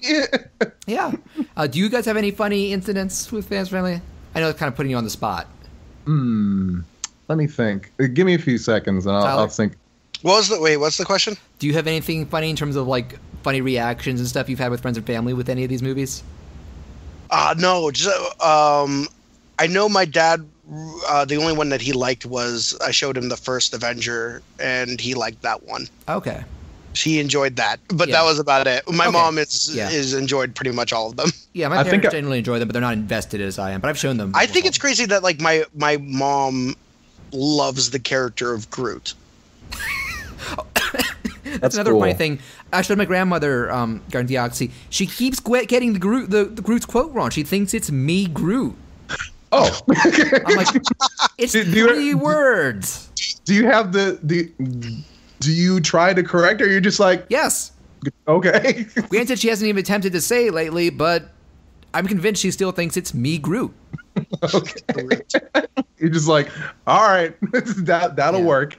Okay, so I think we should probably get into we should do the rankings we talked about, and I want us to close off by talking about maybe predictions for stuff like what are we hoping for from like Infinity War.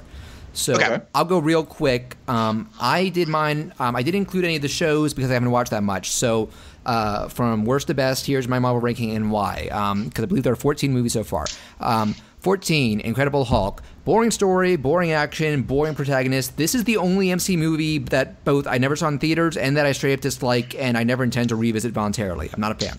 13, Thor: The Dark World. Horrible villain, almost no dialogue, very slow first half, and some of the plot points that happen are very vague. But it's still pretty funny when it wants to be. The second half picks up, and I think the climax with the whole portal tribute is very clever. 12. I have to admit, I forgot Dark World is even a thing. It's very like I saw parts of Dark World, and I was like, I cannot do this. And I think that was the first time I've ever said that with an MCU film. Yeah.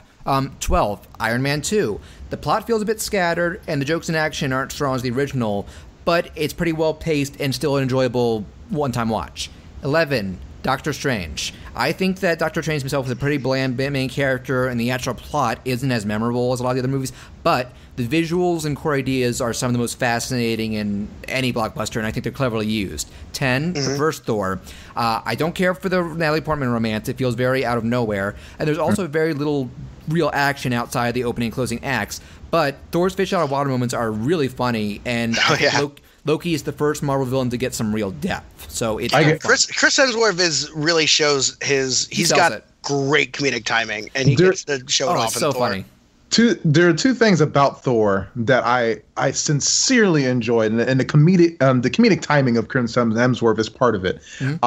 When I walked into Thor, very low expectations. I was like, "Who the fuck is Thor? Who is this guy?" This is too crazy. And I walk in, and being the space groupie that I am, who loves celestial art, who loves seeing pictures of galaxies wherever, whenever, and however he wants. That opening scene of Thor's kingdom blew my fucking mind, and I was like, "This is going to be awesome." And for the first 20 minutes, it was. And then he got to Earth, and I guess you lost interest. Well, there's that, but I didn't lose interest until the romantic stuff kind of started to happen. I do love the fact that Chris Hemsworth loves waffles, and he slams them on the table. Like this drink, another. Yeah, another. I desire a horse. I'm like, just this shit. This man is going to get me arrested if I do that one day, and that's fine. I'll do that. But there's one thing. I mean, besides Tom Hiddleston's let's get to it. We're running out of a long time. Yeah. Thor flipping over the giant feast. He flips over the table. Oh, right. I forgot about that. Slow-mo. I want to do that once in my entire life. Just flip an entire table that's larger than I am. I just want to do it once in my life and die happy. Yeah. Okay. 100%. Go ahead. I'm sorry. Let me finish my list so I can hear yours. 9, Age of Ultron. Lots of cool action, good pacing, and I love Vision and Ultron, but I thought the twins were boring. Ultron doesn't appear as much as I hoped he would, and this is the most cluttered feeling of the Marvel movies. I'm hoping Infinity War can avoid that, but I still really liked it. 8, Iron Man 3. Really funny, clever, flashy, and I thought it was kind of a return to the form after 2, even though it wasn't as perfect as 1, but I still really liked it. Even though I wasn't invested in the Mandarin, so I wasn't as upset by that controversial change, but the actual villain was kind of blah. Okay. 7 and 6 are a tie. I placed the first Avengers and Civil War on equal footing because I think they each have a third that slows down. For me, it's the opening act of Civil War after that initial Africa or whatever scene, and for me, for Avengers, it's the stuff on the helicarrier.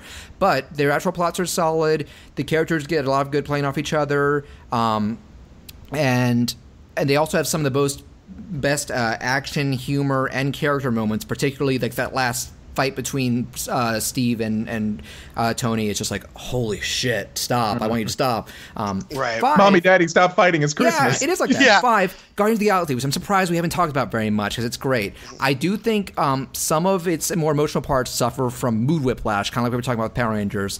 And Ronan himself, I think he's intimidating, but not very, he doesn't stand out much. Aside from that one that last moment is amazing. But the plot itself is really solid. The characters are great. It has my favorite world of any Marvel movie because they can just let loose, and it is really funny. I think my second favorite joke in all of Marvel, and all of the MCU, is Rocket's, "Oh, I was just kidding about the leg. I died." I don't know if other people died as much, but I was like, I did not see that coming. I love it.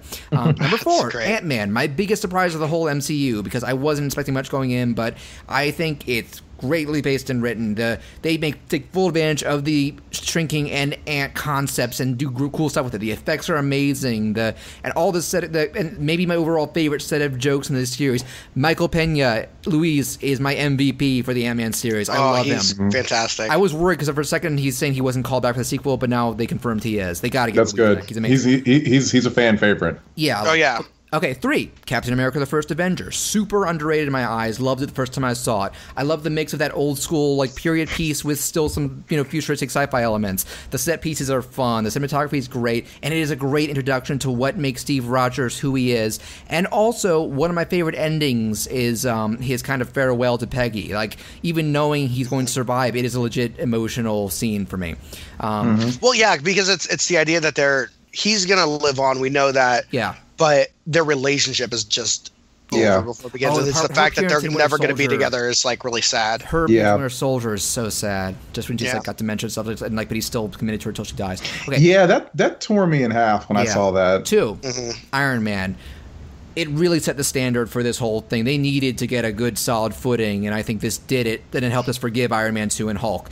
It is hilarious writing. Some of the most intense and great action, all the group terrorist fight scenes and the last fight are awesome. I love them. The action's really inventive, and it's our first introduction to Tony Stark, and a lot of things we're going to get be more established. I remember first time I saw it thinking, oh, he has robots and a robot butler. That's a little outlandish. I mean, 8 years later, and I'm like, oh yeah, cool. Yeah, nothing. And number 1, Captain America: The Winter Soldier. Both this movie is kind of anomaly because it is the most dark and intense the series has ever gotten. It has moments of levity and funny, but most of the time it is white knuckle, just holy shit, whoa, whoa, whoa. But it is also still brutally personal with Steve and Bucky. I think it's probably our best focus on Black Widow so far too. I think they do some interesting stuff with her because that's her big moment to shine in terms of she's the main sidekick for that movie. And I just loved every minute of it. That movie I think it helps that it really reminded me of The Dark Knight, and I was a little disappointed that Civil War a lot of it was more jokey. That's another example of a great older actor. Robert Redford's pretty good in it, yeah. Robert Redford coming in that movie is fantastic. Yeah. He's got the right amount of sleaze and class. Right. Okay, so which of you wants to go first with your rankings? How about you, Tyler? You're a guest. Go for it. Okay. We'll try to go. The beginnings are pretty much the same, but just in different orders. Iron Man 2 is my least favorite one. I think that it just never really fully materializes, and it's too much of these random things that just kind of got thrown in together. Still scattered, like I said. All the stuff with Whiplash and Hammer feel like a completely different movie than the rest of the movie. All the stuff with Nick Fury and Tony feel like a different movie. It just all feels like it's all scattered all over the place. It does feel very, very jumbled, but I will admit, Tony getting the shit beating out of him in his own place is my favorite part of the film. I have to admit. That's a good scene, yeah. Yeah. I like the fact that Rhodey who has to take charge in that part. But okay, what's your next one? I'll put Incredible Hulk second. I think that it just doesn't really I barely remember anything about it, and I think that I like Edward Norton, but I don't think they had a good grasp of this character, because I think even if Edward Norton played the Hulk the way Mark Ruffalo plays the Hulk, it could still work. It would have still worked, because I think Edward Norton's talented. I think he can play that, but he didn't, and it was too serious. I'm sorry. Yeah, there was a certain sort of awkwardness that Mark Ruffalo gets that Ed Norton, Ed Norton, which I truly respect on many levels, just didn't do for some reason. Hero archetype A. Right, and he could do that. He could be weird if he wants to be, but he wasn't, and I think that was a problem. And it's funny that's one of the least called back movies in the series, other than getting General Ross back for Civil War. They haven't really touched on anything since. Yeah. What's your next one? Mentioned it. Next one is Thor: The Dark World, which is, again, it's not a bad movie. No. It's just it's just a very generic movie. It's just a very a filler movie. And plus, once you realize that where the direction of Thor Ragnarok is going, that Natalie Portman's gone and Tessa Thompson's the new love interest, and they're just moving forward. It's like, what was the point of anything that happens in that? It just to give us the ether and maybe set up. They didn't even say how did Loki usurp Odin. They got to fill us in on that. Oh yeah, I'm sure we'll learn more about that in Ragnarok. Okay, or hopefully we will. Next one's Age of Ultron, which is again not bad. It just doesn't work. Like it's just there's some good moments, there's good elements. It's fun popcorn movie, but I feel like so many more of these Marvel movies reach a higher mark. So I actually really like Age of Ultron. It's a little overstuffed, and it also feels a little bit like filler outside of some other characters coming. Right. Well, right around here is like we're halfway, like not even less than halfway through my list, and I still like all of the movies that I'm about to name. Like, so it's funny because it's still low, but it's not bad. This is where we start getting into the upper echelon, I guess. Yeah. Ant-Man is next. It's not completely gelled. I think the thing that hurts Ant-Man the most, in my opinion, is that Edgar Wright is my all-time favorite director, and the fact that we didn't get him and we got Peyton Reed instead just puts a damper on the whole thing. Yeah. All I can think about is like what would Edgar Wright's Ant-Man have been like? Like I want to see that. I hope maybe they can get him back for some other movie someday.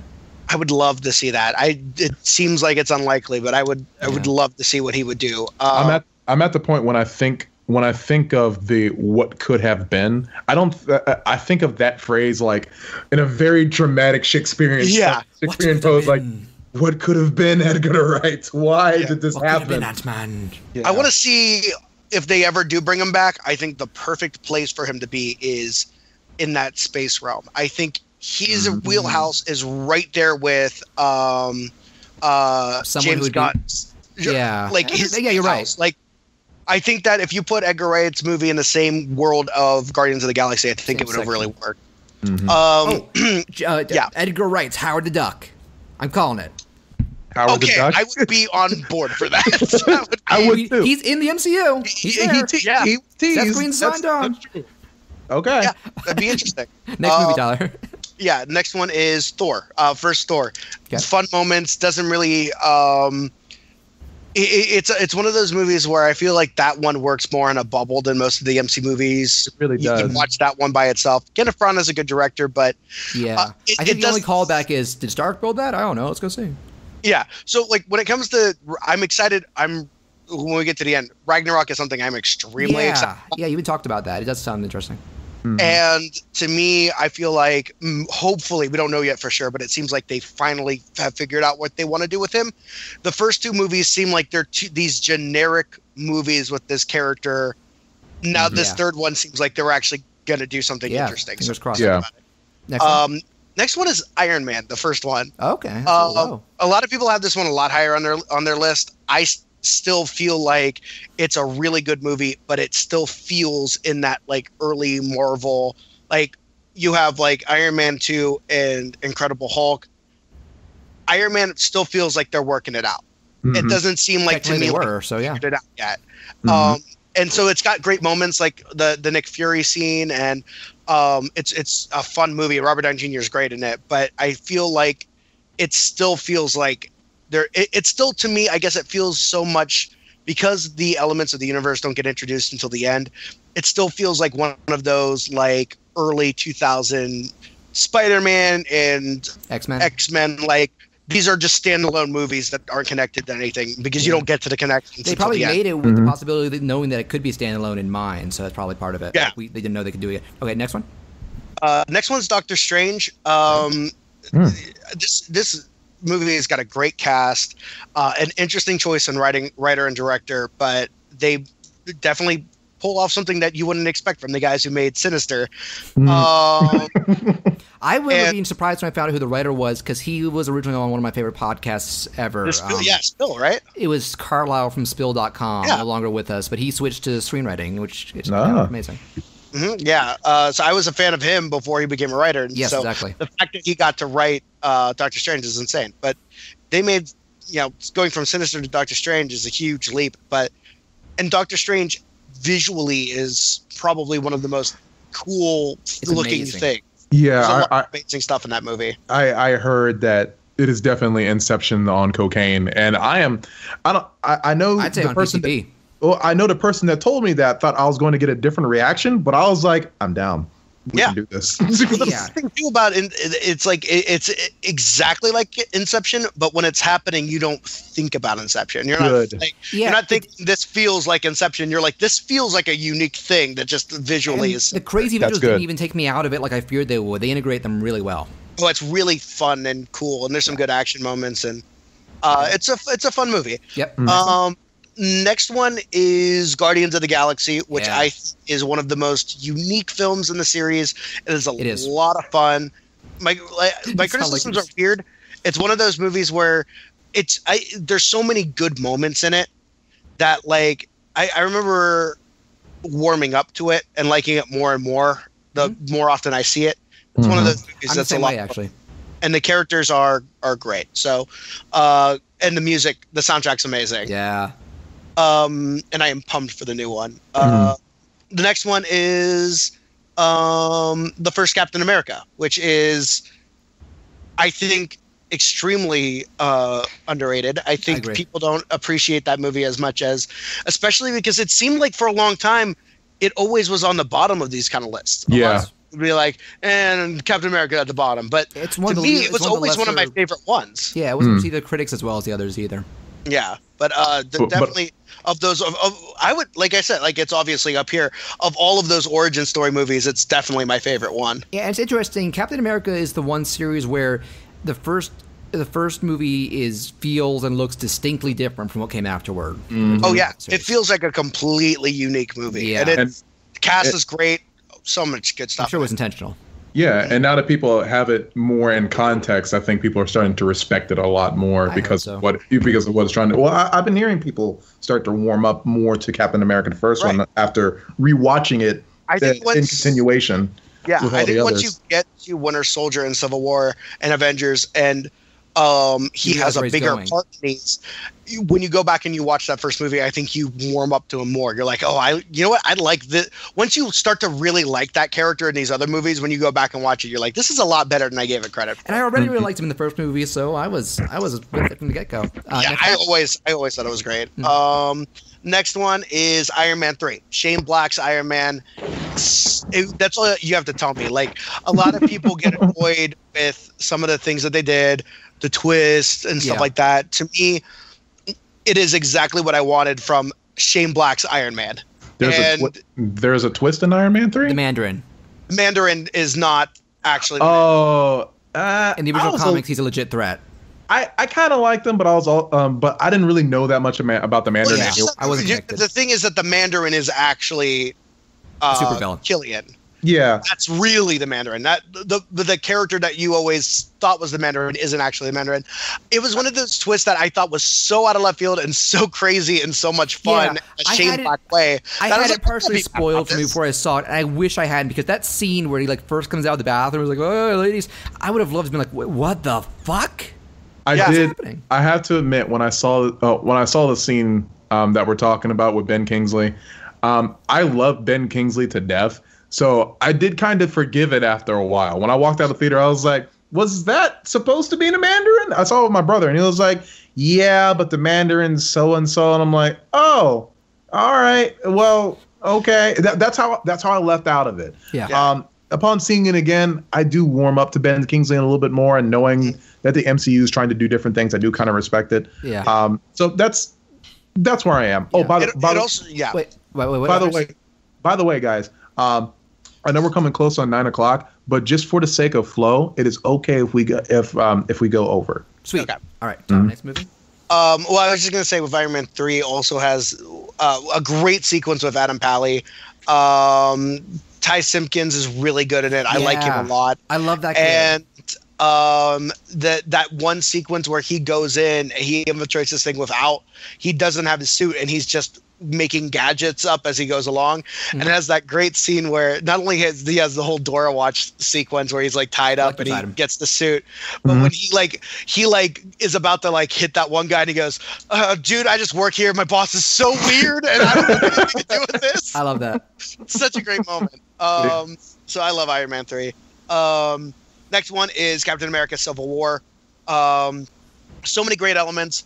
The sequence at the airport is so much fun. Yeah. I love Zemo. I think he is a great villain. I should have brought him up because he's very unique as the MCU villains go. Yeah, and Daniel Bruhl is a fantastic actor. Yes. Have you seen Rush? Yes. Oh, he's great in Rush. He and Chris Hemsworth are both awesome. Yeah. One of my favorite scenes in Rush is there's like Chris Hemsworth and Daniel Bruhl hate each other the whole movie. They're constantly fighting with each other. They can't stand each other. And there's a scene where late in the movie, this reporter like disparages Daniel Bruhl and makes Daniel Bruhl. And Chris Hemsworth meets him the hallway and beats the shit out of him. It's such a good moment. And it's such an amazing moment where it's like, it's that classic, like, no, I hate that guy, but you do not dare disrespect him. That person is important. Just because I don't like him doesn't mean I'm not going to kick the shit out of you for. Yeah, he still has respect for him. Chris, have you seen Rush? I have not seen Rush. Watch it sometime. It's really good. You only talk twice. Okay, keep going. Anyway, Civil War. Yes, but Zemo is fantastic in the movie. He is very different from all of the other Marvel villains, and he never. And I think the fact that it doesn't necessarily have a natural villain you don't even hate him at the end of the movie. I think that is something that's really sets that movie apart. I do have to admit that particular villain was a bit of a change for the Marvel Cinematic Universe, and a change that I liked, especially when you compare it to his comic version. Yeah, because I mean, I was coming off of Ultron by the time Civil War came out, and I dug Avengers 2, but I didn't dig it that much. I was like, I like this movie. I didn't love it, but I liked it. So one of my issues that I started having with the MCU is, obviously, as we've discussed, was the villains have become kind of hit or miss depending on your level of variety. So coming off of Zemo, while I didn't love Zemo, I did get a sense that he was a human character. I got a sense that I could, not necessarily that I could connect with him, but I got to see him struggle on a human level, kind of like how Tom Hiddleston did as Loki throughout through his growth. No superpowers, no super technology. He was just a broken man who realized the only way to truly destroy the Avengers is to have them tear each other apart. I got to manipulate them. And the fact that like I rail against the DC movies all the time, but he is a character. The whole movie is this is us dealing with what happened in Ultron. And we need to deal with this, and he's a character that comes out of that. Like, it's not disconnected. It's like we're talking about this thing, and also this is where this guy comes from. Whereas, like in Batman versus Superman, the conflict would very naturally come out of what happened at the end of Man of Steel, but they don't do that. They create a new dumb conflict. Yeah, that's when it starts with that conflict, then it turns into something completely different. Well, let's not tarnish this. Next movie. And then next one is The Avengers. Okay.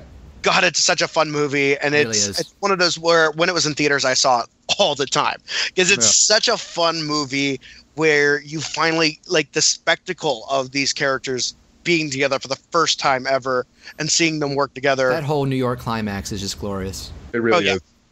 And it's just it's so much. It's such a fun movie with great dialogue and great character pieces. And definitely. And that the team up shot is really iconic, and it's super cool.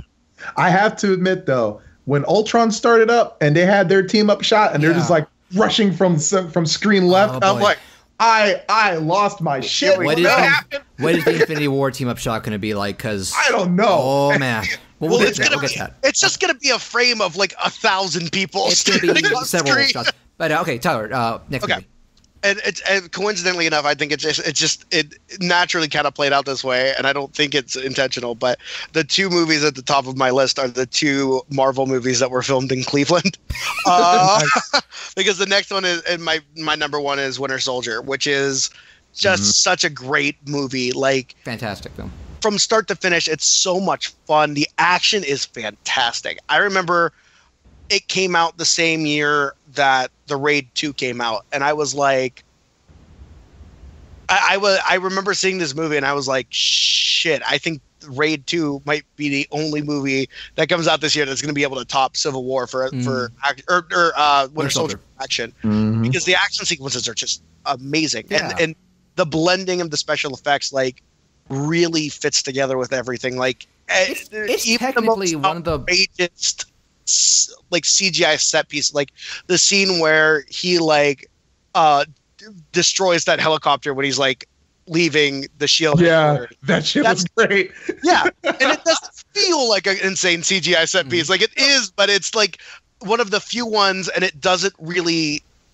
Like, you don't feel like, oh, I guess we're just going to watch this now. Like, it just feels organic. I think that technically it's one of the least spectacle-heavy MCU films because so much of it in like the middle is just hand-to-hand combat.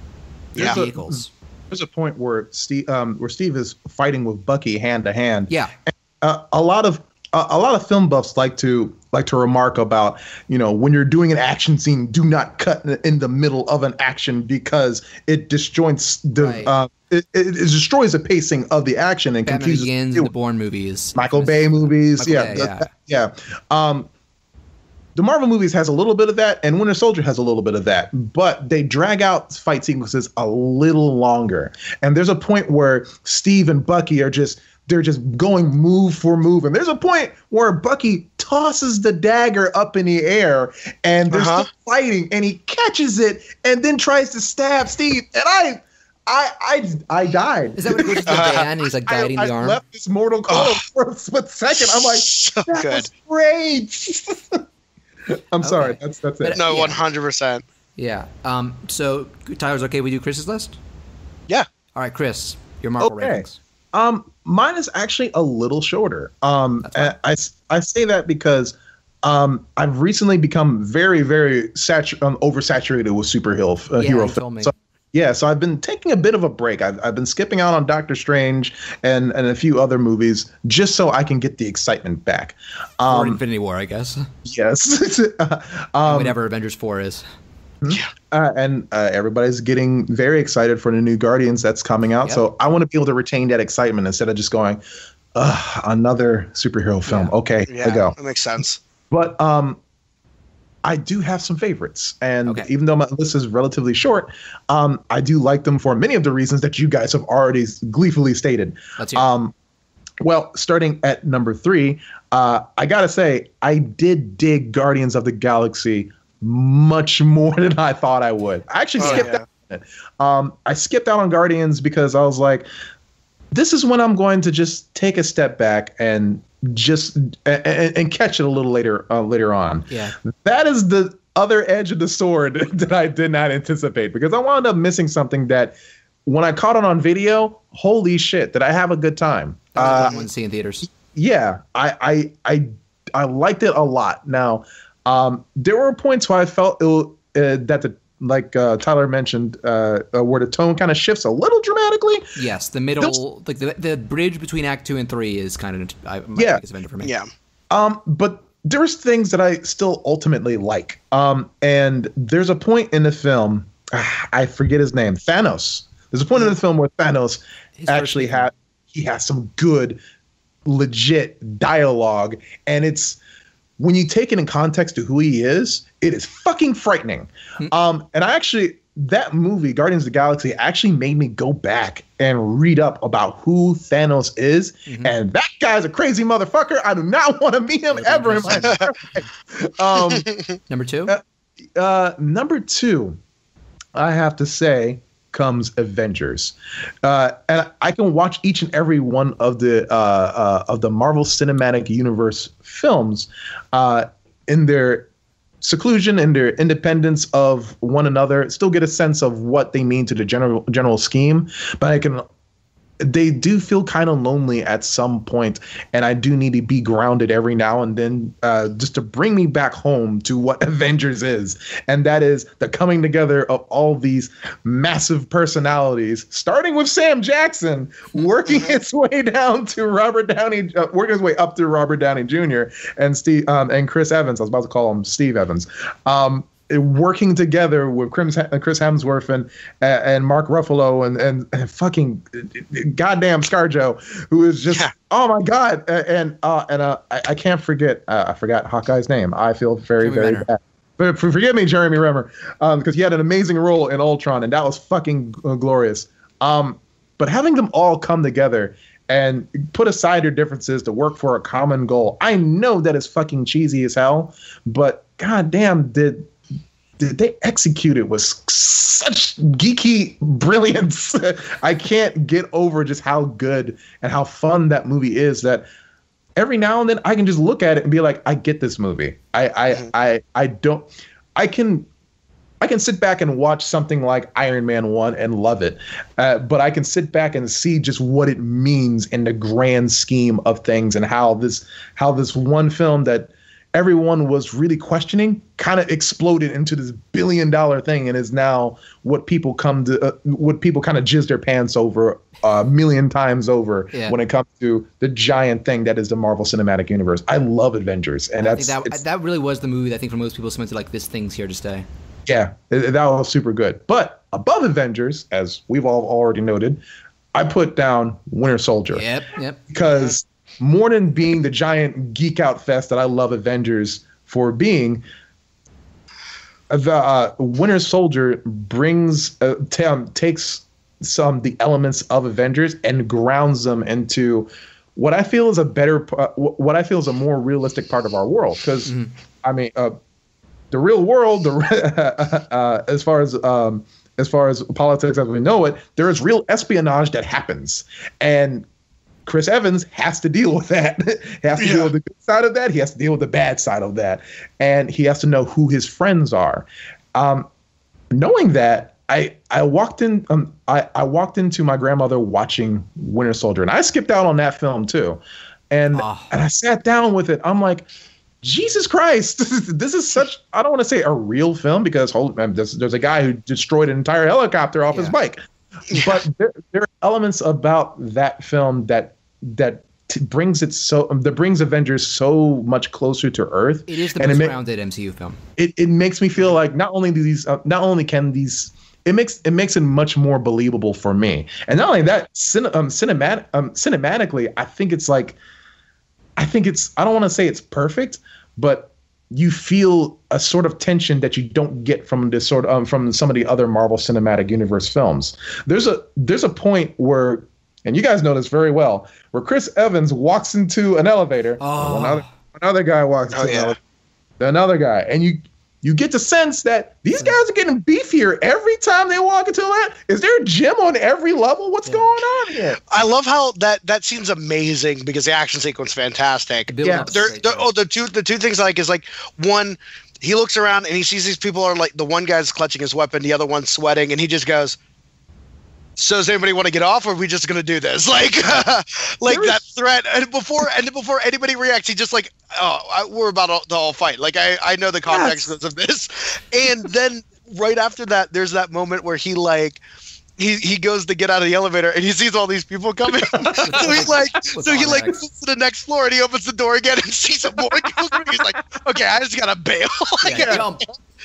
There is so much suspense in that moment where you see, like, so many people coming into that elevator box.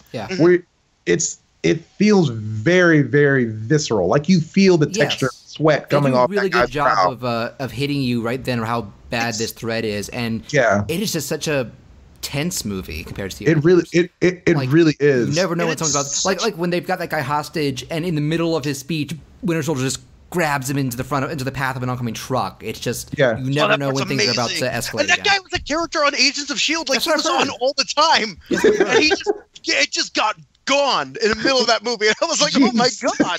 There's what about the part where Sam Jackson is just cruising his way down DC. Now, DC is always fucking crowded, so I don't know how he got into, like, a very easy-going intersection. Marvel universe, it's nice. Actually, okay, straight up, again, movie was shot in Cleveland, right? Yeah, that's right. If you watch that sequence, and then go watch the new Fate of the Furious trailer. Oh my god. Okay. Yeah. Because Vin Diesel pulls up to that same exact intersection where that scene takes place. Guys, Fast and the Furious is actually MCU. That's gonna be the big twist and fate. It might as well be, because Sam Jackson and Vin Diesel might also just pass each other and just give each other very silent nods. What? Dom Toretto can meet Groot. That's fine. But okay, we're talking about that. I'm okay with the story. Yeah, but his family. Yeah, it's family. Groot is family.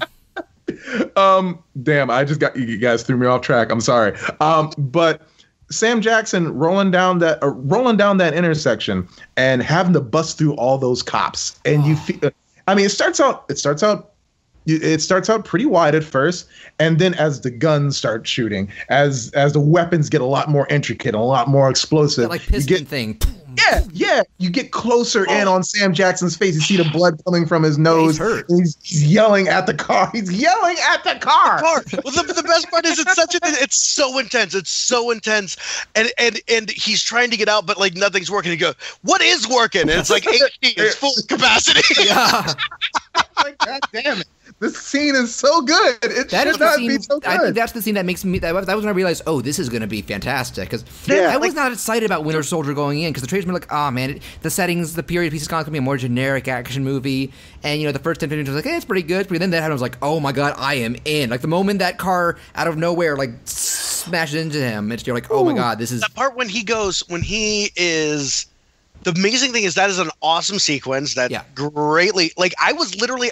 Guys, I'm not joking when I say this.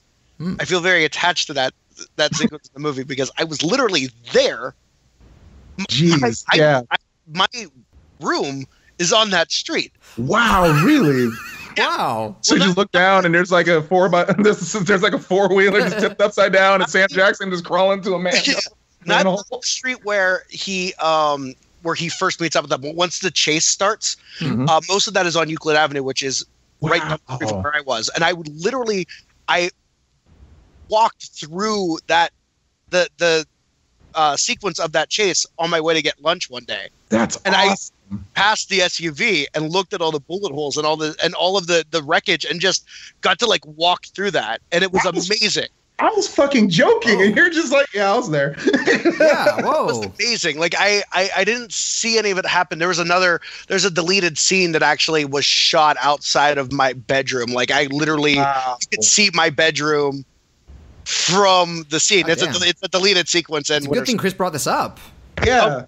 It was so cool to like see it and like see him driving down, but like that chase sequence is amazing and it's exciting and it's winding, and then as soon as the Winter Soldier shows up, it just goes music, like the intensity ratchets it up. It's and such an oh shit scary. moment. It gets like it goes from fun action sequence to this dude is about to get wrecked. Like it's nuts. And not only that, he can wreck Steve. Like he can stand toe to toe with Steve. I wish the trailer hadn't spoiled the first time Steve throws the shield. He just turns around and catches it. That's the time you get a good look at his face.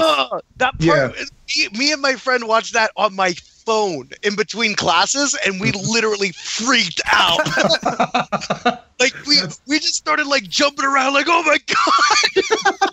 Listeners, if we haven't made it clear, Winter Soldier kicks ass. It does. Yeah. If you haven't seen it already, please take some time. Favorite movie. The fact that the Winter Soldier tops Avengers, like the movie where like all of these characters like meet, is insane. But it's so much fun. Like that is hands down one of my favorite MCU. I really hope the Russos can recapture some of that like visceral stuff for Infinity War. We'll see what happens. Yeah, definitely. I have a lot of faith in them. Yeah. The elevator sequence in that movie is amazing because it's such a close.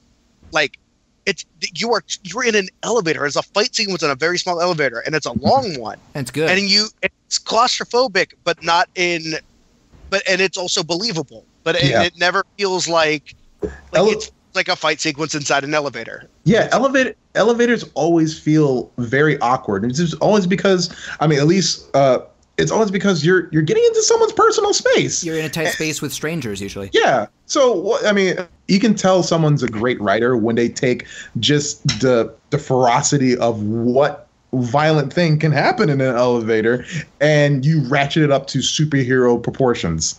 Yep. It's cool stuff. By all means, please watch Winter Soldier if you haven't already, or just watch it just because you like the film. I don't fucking know. Watch First Avenger first. I think it makes the Bucky stuff have more of an impact. Yeah, I can agree with that. I think now would be probably a good time for us to start bringing things to a close. Chris, I do appreciate you giving us the buffer, but I don't want to keep you up all night. Okay, it's amazing just because there's just so much stuff. Like we didn't even mention Black Panther or how awesome Spider-Man it seems to be now. Black Panther is something I'm super interested in, and I really should stress that if you listeners out there ever have the chance, please check out the Marvel series on Netflix. We had Jessica Jones, Luke Cage, Daredevil. All three of them I highly recommend because because more than MCU, I actually like those more than the MCU. Those are the most grounded things because they don't have the money for all the effects. Definitely, yeah. I haven't heard good things about Iron Fist, but yeah, I haven't watched that yet, but I haven't heard good things about Defenders that either. sounds promising still. Well, to me, I feel like some people are harsher on these things. I think a lot of people kind of said that Luke Cage falls off around the middle section. Like it kind of does. Yeah. But it's mostly fun. Some people love it, so yeah. I think it's just kind of a personal taste thing. I do love Luke Cage, but I have to agree with the sentiment that towards the middle it does kind of it does sort of I don't want to say it flatlines, but it gets to the point where you're kind of used to some of the things that happen, and you're just like, okay, I'm gonna have to stick around for this, and that's what binging does. It gets you kind of used to it. It just hit me. I think it'll be a fun idea someday. Tyler, are you up to date on the Netflix series? No, you're not. I think we both I've seen about half of the first season of Daredevil, half of the first season of Jessica Jones, and that is it. I'm halfway through Daredevil's first season. That's it. But maybe someday, if we ever get up to date, we should all three of us get back together to talk about those. That'd be fun. That would be its own crazy conversation. Sure. But yeah, I think it's saying a lot that there's still a lot we haven't touched on, and maybe sometime after, like by the time Avengers 3 and 4 are done, we can reconvene also to discuss a lot of stuff we haven't talked about yet. I'm down. But we should, and hopefully maybe we could get Dave in here because me and him they used to go up on the feed, but now we typically put them elsewhere. You used to do spoiler talks for the movies. I missed those. Yeah, I want to get them back on the feed because I think that they're easier. Like last one was Civil War. I think you guys didn't do Doctor Strange because you're the only one who saw it. Yeah, I don't even know if Dave's seen it yet, but yeah, it's one of those things where I love talking about the MCU films with him. So yeah, and I'd like to get all the other co-hosts on event. I think we might try Felipe next, as he also responded. But Bianca and Dave would be nice, and Mark probably too. But I haven't talked with him directly yet on a show. But I've reached out to him a couple times. But I think it's great that we started recording this earlier than usual, and Chris was willing to go past our normal deadline because this is easily going to be our longest episode ever. And it is last. All the Power Rangers and Marvel talk, and man, I never imagined we'd get so much into the WWE Hanna-Barbera cartoons. Oh yeah, I think that did add a lot of chunk of this, and plus, like to me, this is like right now I'm in a place where a lot of the stuff I like is putting out good content, and that's like the world falling apart as it is elsewhere. I think that one of the great things is being able to like escapism and being able to enjoy stuff. The fact that it's only April and I've seen a lot of good movies this year, and they're big budget movies. This has been an amazing year for video games too. I don't know if we talked about that, Chris. Like Zelda, Horizon, Resident Evil 7, a lot of other stuff from the game, and it's just getting started. Like if we're gonna mention movies, just really quick. I mean, by all means, listeners, go check out Power Rangers when you have a chance. I honestly haven't seen it yet, so I know that's a bit weird, but still, I'm going to check it out. But if Tyler and John say it's pretty good, I'd say if you're a Power Rangers fan. But yes, it's still genuinely enjoyable. Vlog, also super enjoyable. Go ahead. I also saw Logan. Logan is pretty good. Oh, too. Logan's fantastic. I really got to see Logan. I want to try and see it this week. Oh, it's amazing. Yeah, it sounds up my alley. It is unlike like for me, the X-Men movies are hit and miss. I really liked First Class. The first couple of X-Men movies are good, but the Wolverine movie, like the last one was okay. First one was terrible, and the first one was terrible. And so I didn't know what to like. I was like, oh, Logan. The trailer for Logan looks really good. I'm excited to see this.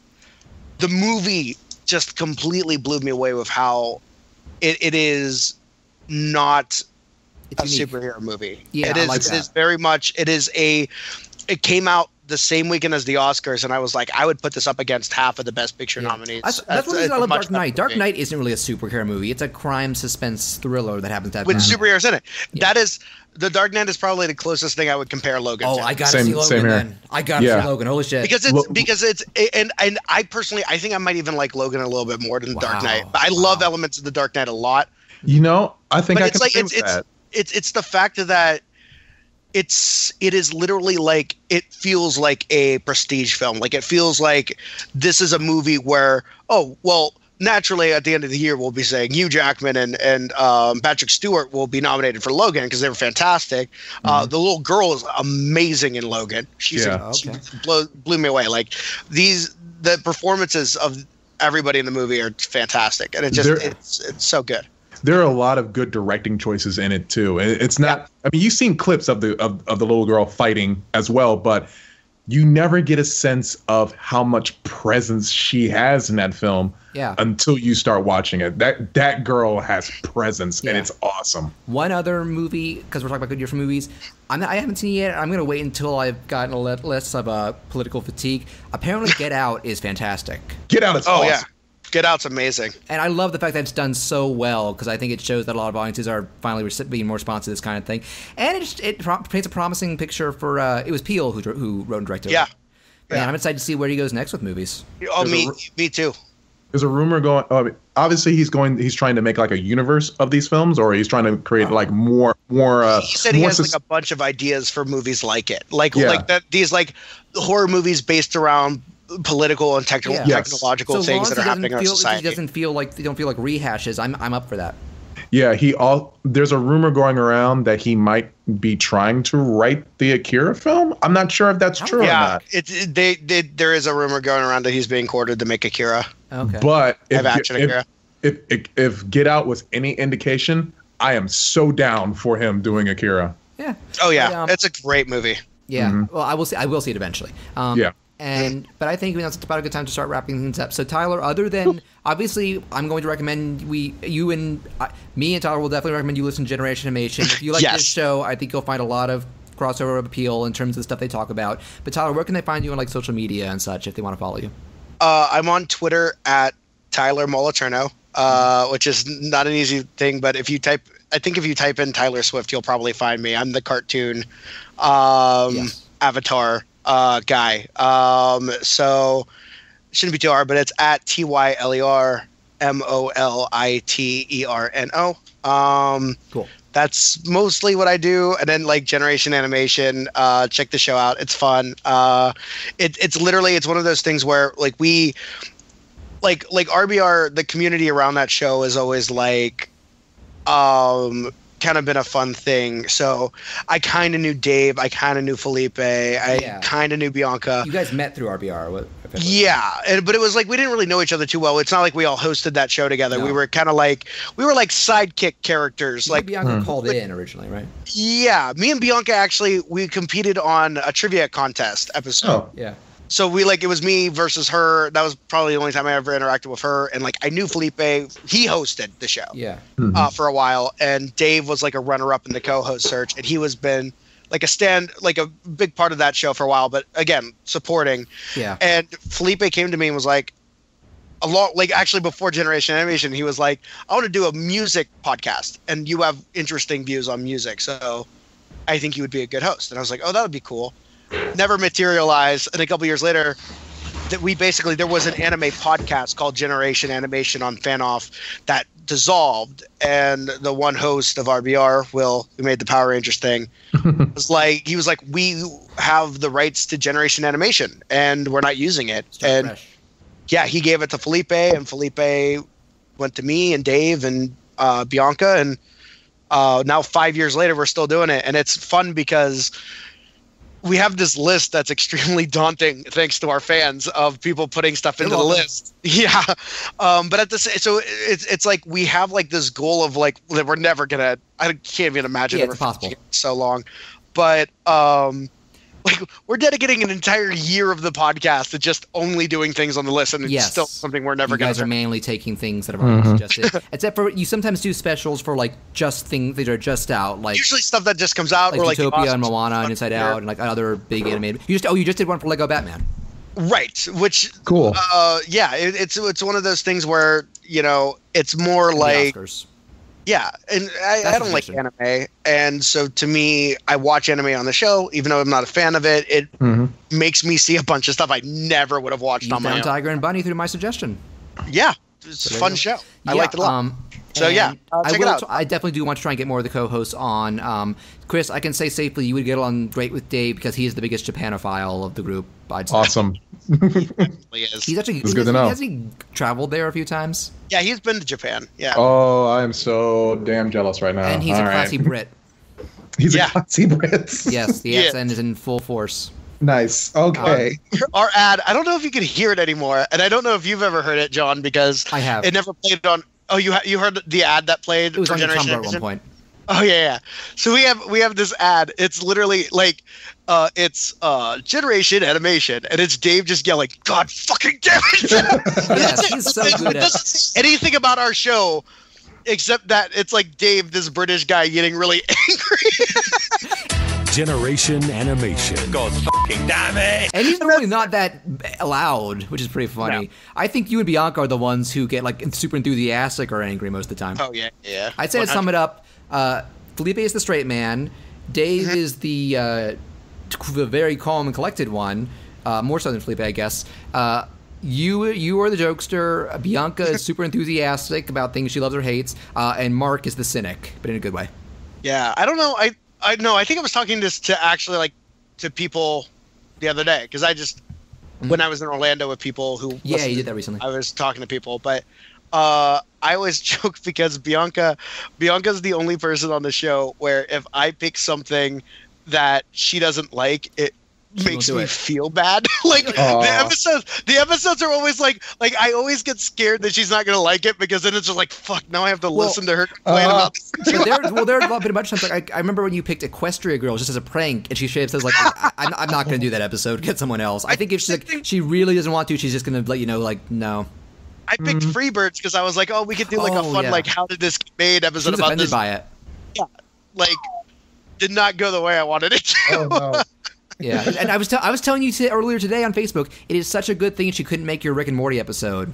Oh, yes. Because rape jokes are a hot topic trigger for her, and then Mr. Jellybean happened. Oh, Mr. Jellybean, goddammit. Stay. Go with the flow. That episode's so good, except for that part is so uncomfortable. I love that episode. Such a fucking tease. I'm like, oh my god, where is this show going? That was Tom Kenny doing the voice.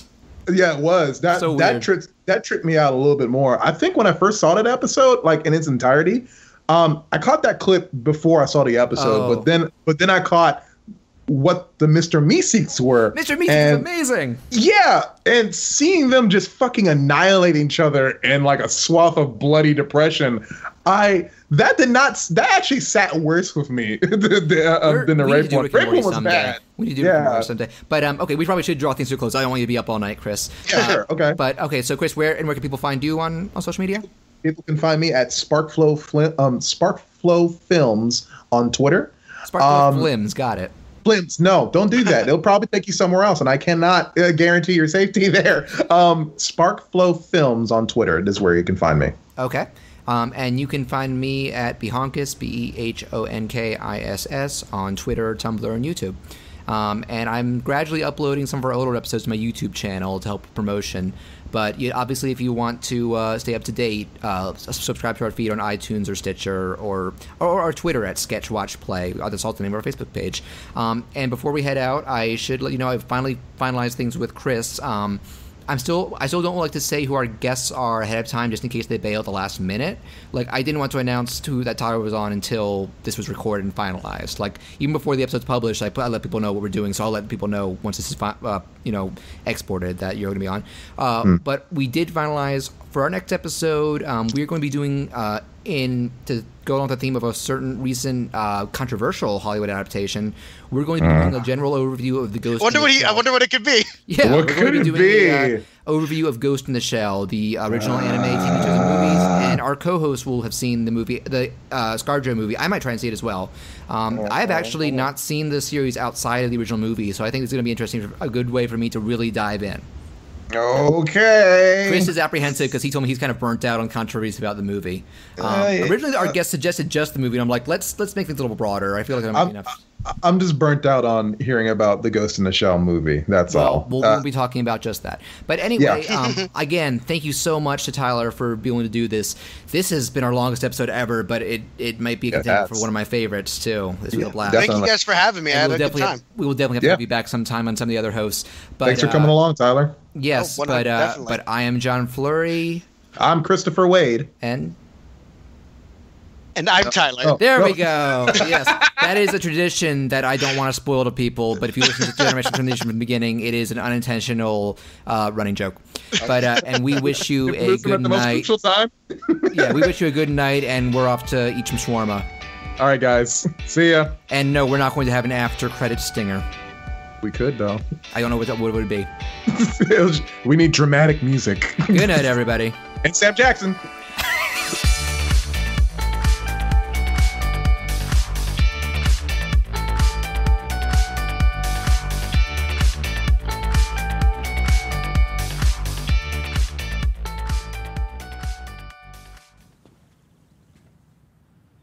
It's over. Go home. Oh, you're expecting a teaser for Deadpool 2. Well, we don't have that kind of money. Are you expecting Sam Jackson show up with an eye patch and a saucy little leather number? Go. Go.